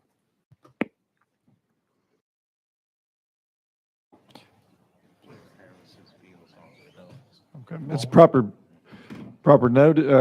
motion. It has been seconded.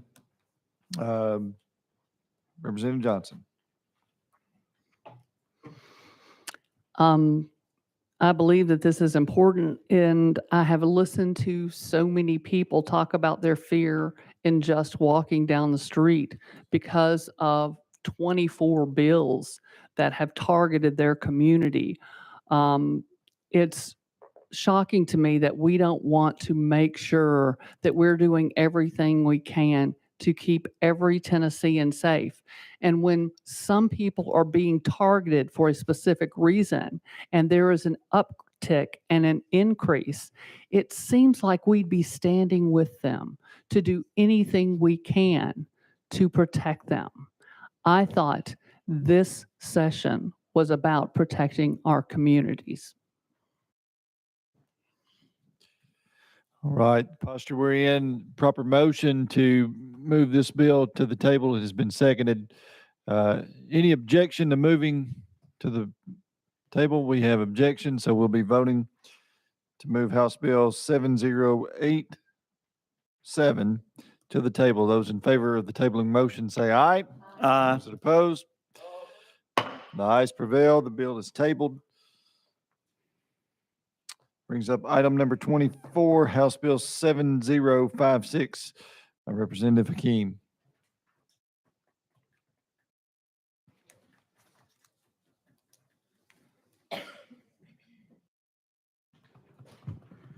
Thank you, Mr. Chairman and members. You're recognized. Thank you, sir. This bill expands the offense of aggravated stalking to include persons who purchase a semi-automatic rifle or attempt to use a semi-automatic rifle for the course and furtherance of stalking.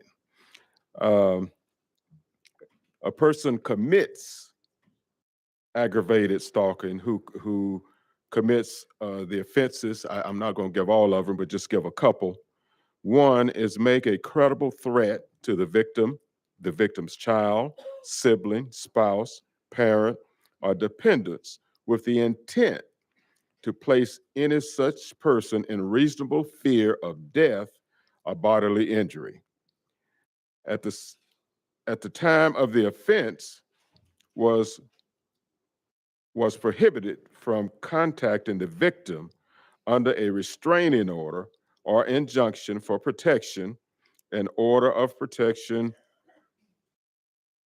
or any other court-imposed prohibition on their conduct, the victim's property, persons knowingly violate the injunction. This is somewhat in accord with a bill that fortunately I was able to pass a couple of years ago that dealt with husbands who get out of jail on bail, we say too quickly, and as a result, do more bodily harm to the wife.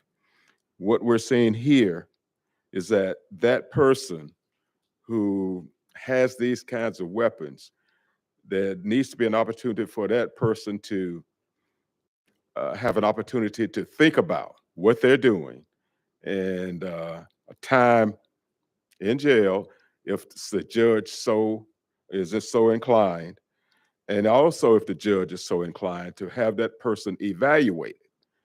And so we're looking at those kinds of things, again, the health and safety of families in this instance, as opposed to just, we'll say, the wife in prior bills that we put forward.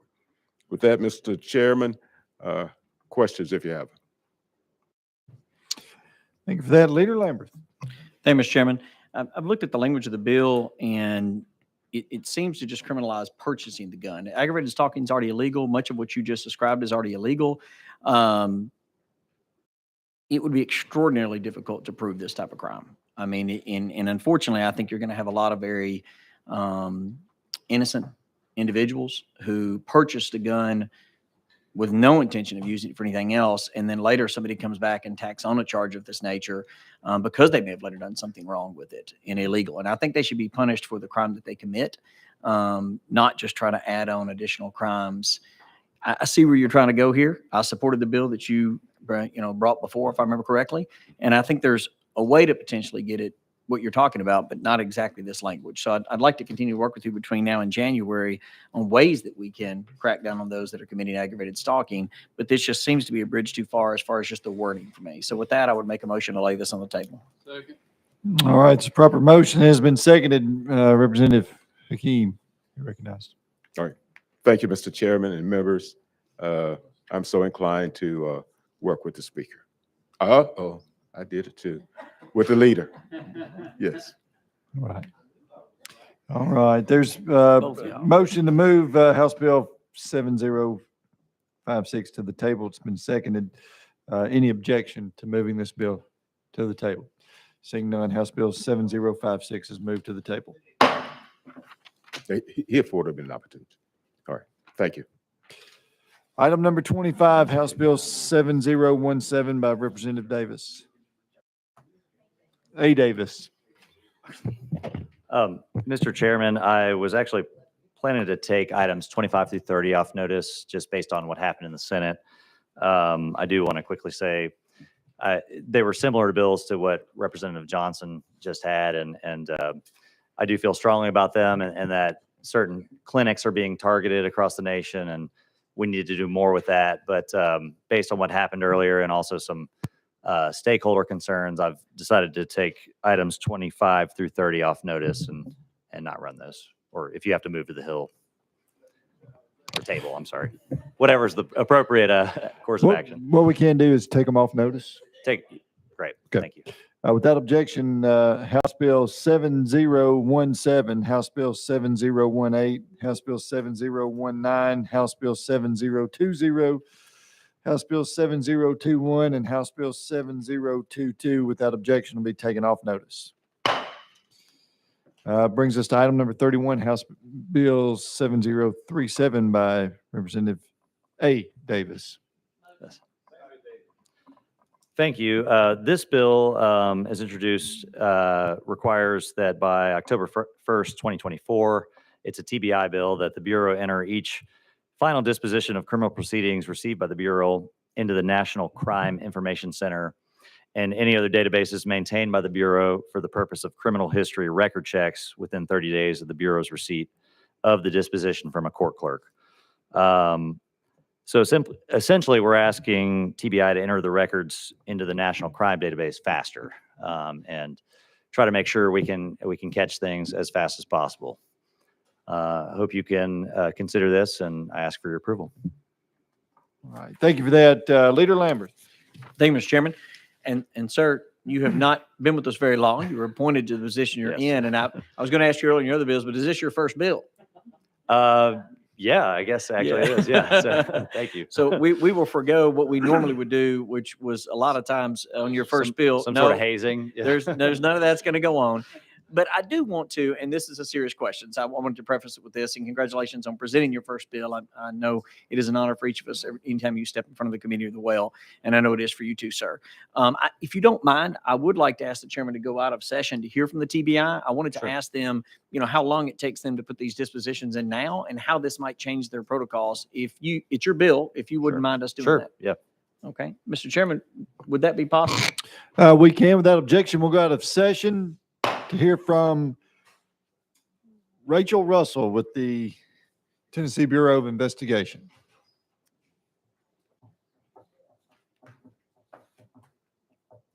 If you would, please identify yourself for the record, who you're with. You'll have 3 minutes for comments. Rachel Russell, Tennessee Bureau of Investigation. I am our Deputy Counsel of Policy, and then I also advise our CJIS division. That's my attorney hat, which handles dispositions and disposition entry. So to answer the leader's question, our information actually, we do not enter those actually into NCIC. That is something that the FBI does. So our entries are actually entered into the Tennessee Criminal History Repository.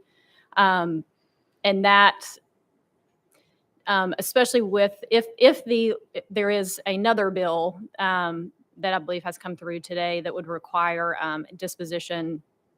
those electronic dispositions to be done within 72 hours. Those electronic dispositions automatically feed into the Tennessee Criminal History Repository, which does this.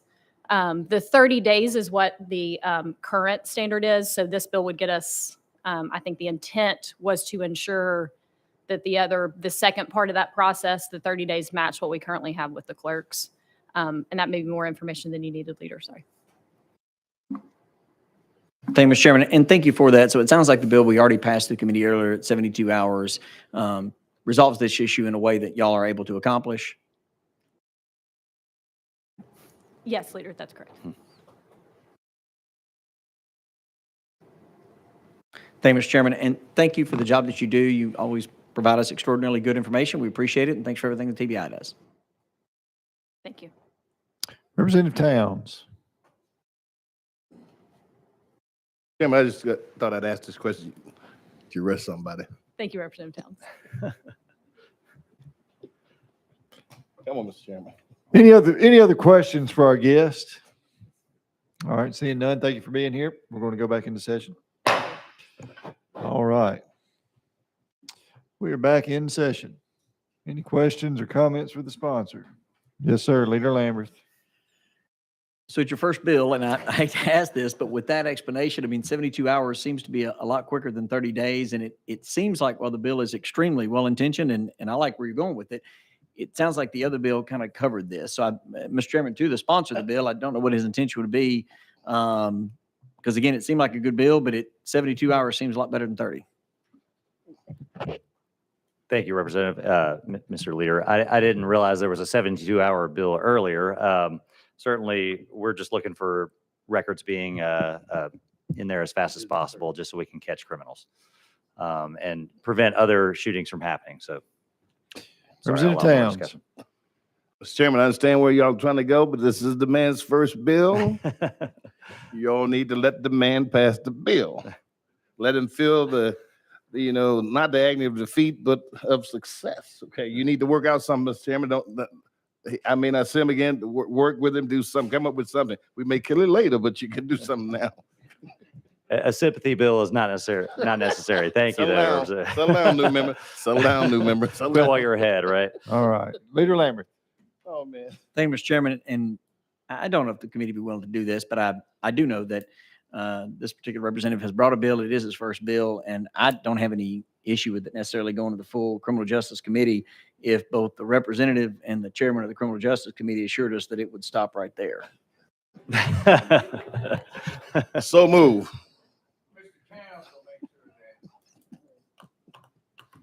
I got you.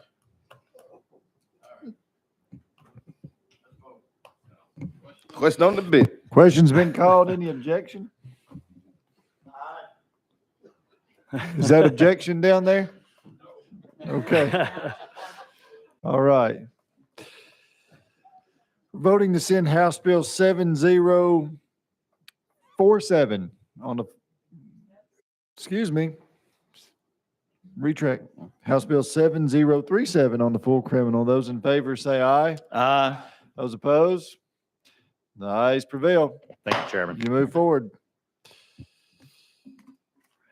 Item 32, House Bill 7047 by Representative A. Davis. Thank you, Chairman. This is, along with Senator Yarborough, my road rage bill. Sorry about that. I don't hear a motion or a second Oh, I'm sorry. on this. Do I have All right, you're recognized. Thank you, members. As introduced, creates a Class E felony of threatened mass violence for the reckless handling, display, or discharge of a firearm while operating or as a passenger in a motor vehicle. As you may or may not know, Tennessee is the third highest state for road rage as far as people being shot in road rage incidents. This fits the governor's call for mass violence, and it's simply asking us to create a Class E felony of threatened mass violence. I think we all know this is an issue statewide, and I encourage your support of this bill. Thank you. All right, thank you for that explanation. Representative Gillespie, you have a question for the sponsor. Thank you. And this isn't to make a big deal out of this. I'm just curious, and this may be for legal. I had a bill a couple years ago that passed successfully, and I honestly can't remember what the actual felony level that we did for aggravated, I believe it was aggravated assault with a firearm while in a motor vehicle along those lines. So I don't know if we can go to session and ask legal. I'm just curious. All right, without objection, we'll go out of session here from Legal Services. Michelle Fogarty, Legal Services. Under current law, reckless endangerment by discharging a firearm from within a motor vehicle is a Class C felony. I believe that's what you're referring to. This bill would move it down to a Class E, would make it, creates a new offense that is a Class E felony. It is basically the same act.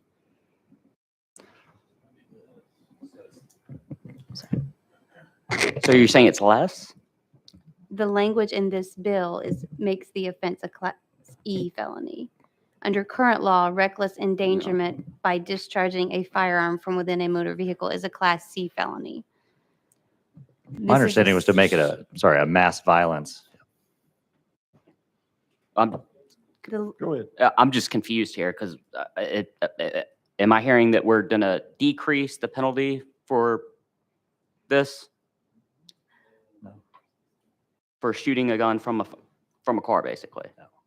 This bill creates a new offense called a threatened mass violence by operating or as a passenger in a motor vehicle, recklessly handling, displaying, or discharging a firearm. Under current law, reckless endangerment by discharging a firearm from within a motor vehicle is a Class C felony. So this creates a new offense that is similar, but it's a lower class of offense, and it involves just handling or displaying a firearm. So it's essentially if you discharge the firearm, that's staying the same. But if you're just displaying it or anything like that, then we're creating a new offense, and that's what this is. I'm sorry, guys. I know we're tired. That's okay. His bill, the bill that's currently before the committee includes recklessly handling, displaying, or discharging a firearm. So it would ultimately be up to the district attorney whether to charge them under this offense or reckless endangerment, which would, if they discharge the firearm. Okay. Okay, thank you. Any other questions for Legal Services? I see my friend Representative Hardaway has Yes, his sir. hand up. Was it somebody else? Okay. Would the DA have the option of both charges? It's a question for Legal Services. Yes, sir. Okay. I believe that might run into double jeopardy issues because it involves, if it's based on the act of discharging a firearm from within a motor vehicle. Because that is the same act that is covered by reckless endangerment, the discharge. All right, and if he took out the discharge, would there be any kind of conflict at that point if he amended out the portion dealing with discharge?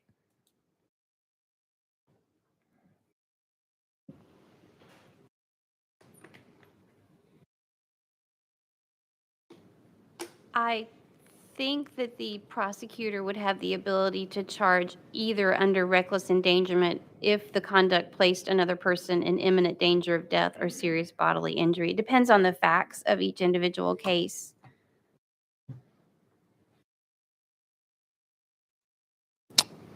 Okay, I was trying to see what language would keep it from being in conflict with Gillespie's bill that already has a C felony. And it just seemed to me that if we took the language that includes discharging a firearm, that perhaps that would resolve the conflict. I think ultimately that's a determination for the court based on the individual facts and circumstances of each case, whether or not the conduct is the same All right. act that's criminalized in both offenses. All right. Thank you, ma'am.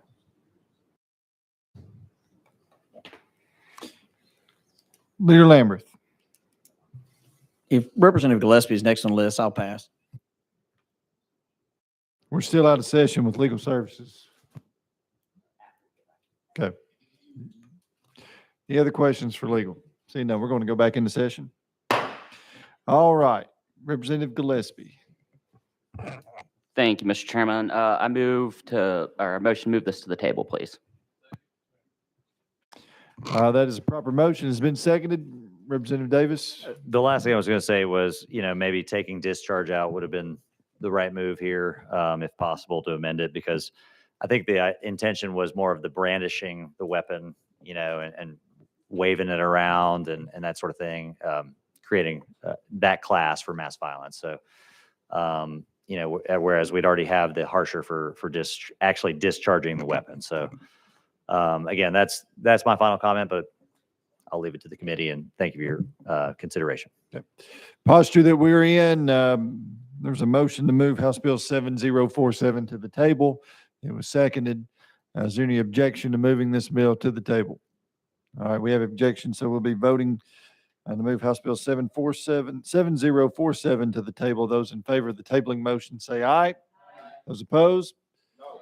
The ayes prevail. The bill is tabled. If you wish to be recorded as a no, please see the clerk. Item number 33, House Bill 7080 by Representative Jones.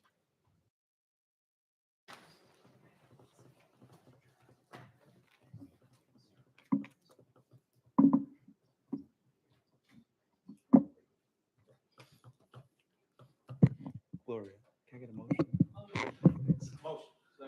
All right, you're recognized. Thank you, Mr. Chair. Before I proceed, I'm requesting a roll call vote on any actions taken on my bill for the transparency for the people of Tennessee. Good evening, members of the committee. I've been here for a few hours now, and I've heard a lot of talk about accountability and responsibility, and that's what this piece of legislation is about. This legislation would expand the offense of reckless endangerment to include failing to lock, secure, or otherwise securely store a gun and ammunition for the firearm that results in a child under age 13 gaining possession of the weapon and using it to commit an act of mass violence. This bill is about accountability and will have no impact whatsoever on responsible gun owners who understand that the most important responsibility a gun owner has is to keep guns out of the hands of unauthorized users, especially children. Nothing in this bill mandates how guns are to be stored. It does, however, create consequences if an adult gun owner's irresponsible choice to leave an unsecured gun accessible to a child under 13 results in the child committing an act of mass violence with a gun that injures or kills the child and another. School shootings such as the one in Oxford, Michigan in 2021 that resulted in the deaths of 4 high schoolers are very often carried out by the students with a gun from their home. In these cases, the shooter themselves must be held accountable, but so should the adult who left the gun accessible to them.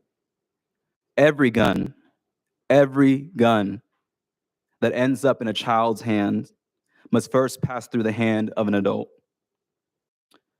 Again, this is about accountability. I hope that this committee will do what we were sent here to do by the people of Tennessee, to protect our communities, to protect kids and not guns, to make,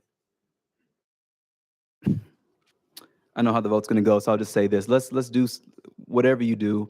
I hope that you know that every day we come up here and fight for common sense gun laws. Those of you who ignore what I'm saying right now, those of you who try and silence us, we're fighting for your children too.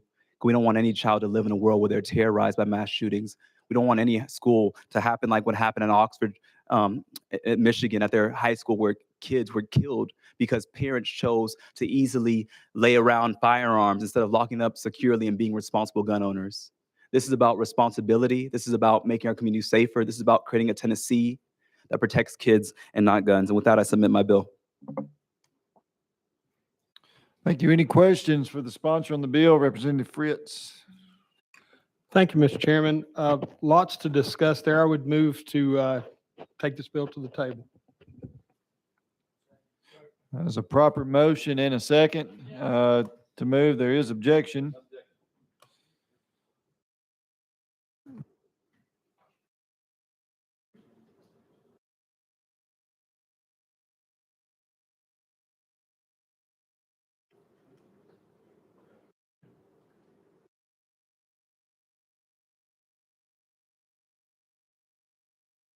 Okay, the posture we're in, there is Motion to move the bill to the table of seconded. There's been objection, so there will be a roll call vote on the tabling motion. Do I get a statement? Yes, please. Thank you. Thank you, Representative Fritz, for proving my point that we're even afraid to have the conversation. When you made the motion to move this to the table, I thought about the tables that the students of Covenant had to hide under.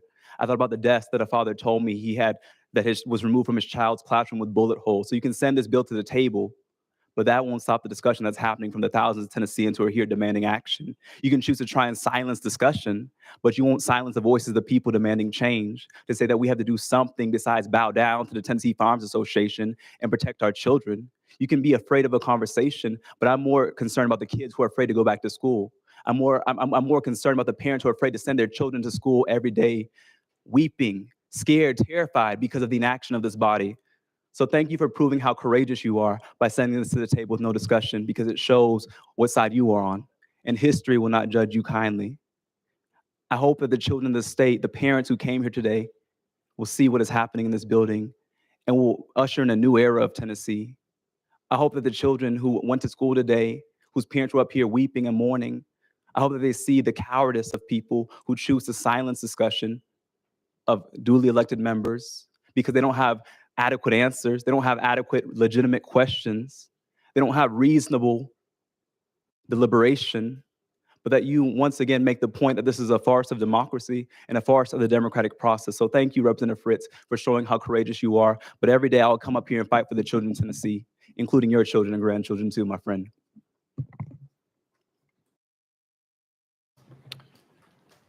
Madam Clerk, take the roll. Representative Davis. Representative Davis votes aye. Representative Fritz. Representative Fritz votes aye. Representative Gillespie. Aye. Representative Gillespie votes aye. Representative Hardaway. No. Representative Hardaway votes no. Representative Howell. Aye. Representative Howell votes aye. Representative Holsey. Aye.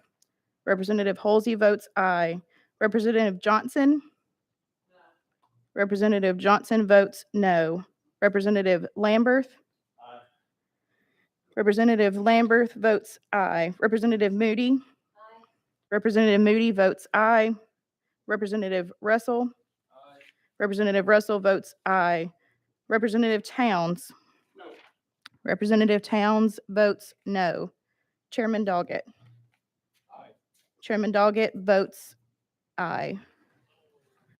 Chairman Doggett, you have 9 ayes and 3 noes.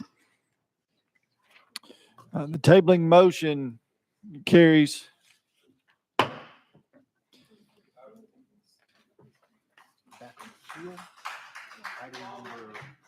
Okay. Let's move back to item number 6. We are at the heel of the calendar. Item number 6.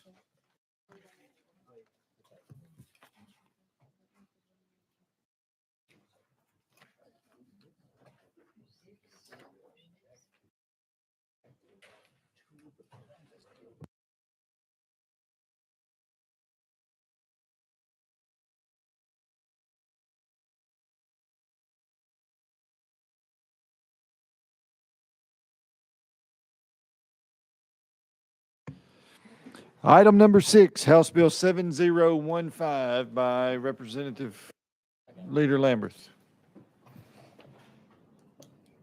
Motion. You're recognized. Thank you, Mr. Chairman.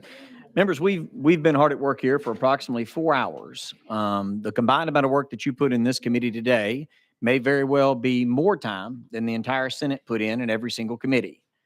I am extremely disappointed in a bicameral legislature right now where all of these folks have been here. Your voices have been heard, maybe not always the way you wanted to, but we have been hard at work in the House. There are many bills, dozens of bills that have passed through subcommittee to the full committees of this chamber that will be taken up tomorrow. We are here to do the work of the people. My goal, when I found out the governor was calling us into special session, was to do as much good as we could do for while we are here in Nashville. I want to make sure that we leave Tennessee in a safer place than it was than when we began special session. And at the same time, I felt like we could do that without infringing on civil liberties and we could have honest discourse with one another. I would hope that both chambers would join in that. What I saw today is that there are merely 2 or 3 bills that have apparently moved through the Senate. I would not normally reference that, but the next bill here has not moved, nor has many of the rest of them that we have debated over the last 4 hours. We've sent them on. So with that, Mr. Chairman, I'm not going to move forward with this bill. And quite frankly, we'll continue to push for every single bill, including this one, to have our counterparts in the other body working with us for the benefit of Tennessee so that we can accomplish some good this week. So with that, Mr. Chairman, I will take this bill off notice for the time being. All right, without objection, House Bill 7015 off notice. And that'll bring us to item number 17.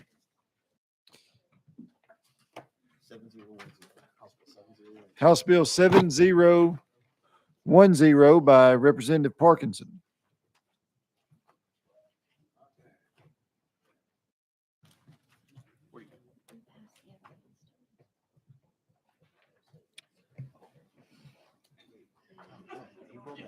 Yeah.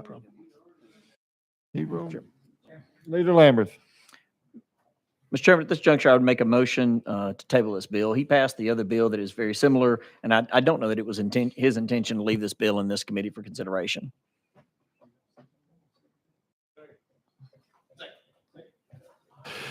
All right. It's when he traded out, that's right. But, okay. All right, without objection, we will move House Bill 7010 to the table.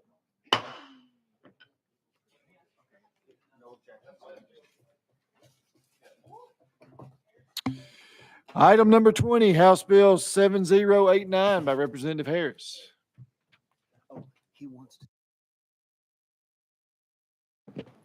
Mr. Chairman. Yes, sir. I have a text from Representative Harris to take those off notice. Okay. All right, without objection, House Bills 7068? Time out. 7089, 7091. You're right. Wait a minute. It's 8. Okay. You were right. All right, hang on, Representative. Hang on now. All right, let's start all over, okay? Without objection, House Bill 7089, 7091, 7094 are off notice. Any other business for the committee? Yes, sir.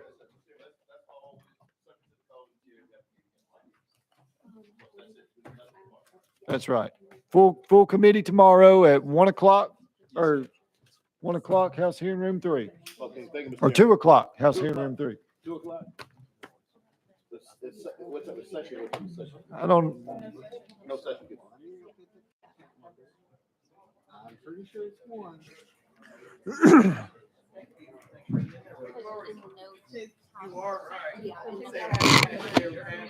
It is 2. all right. Full criminal justice meets tomorrow, House Hearing Room 3 at 2 o'clock. We're now adjourned, subject call to the chair.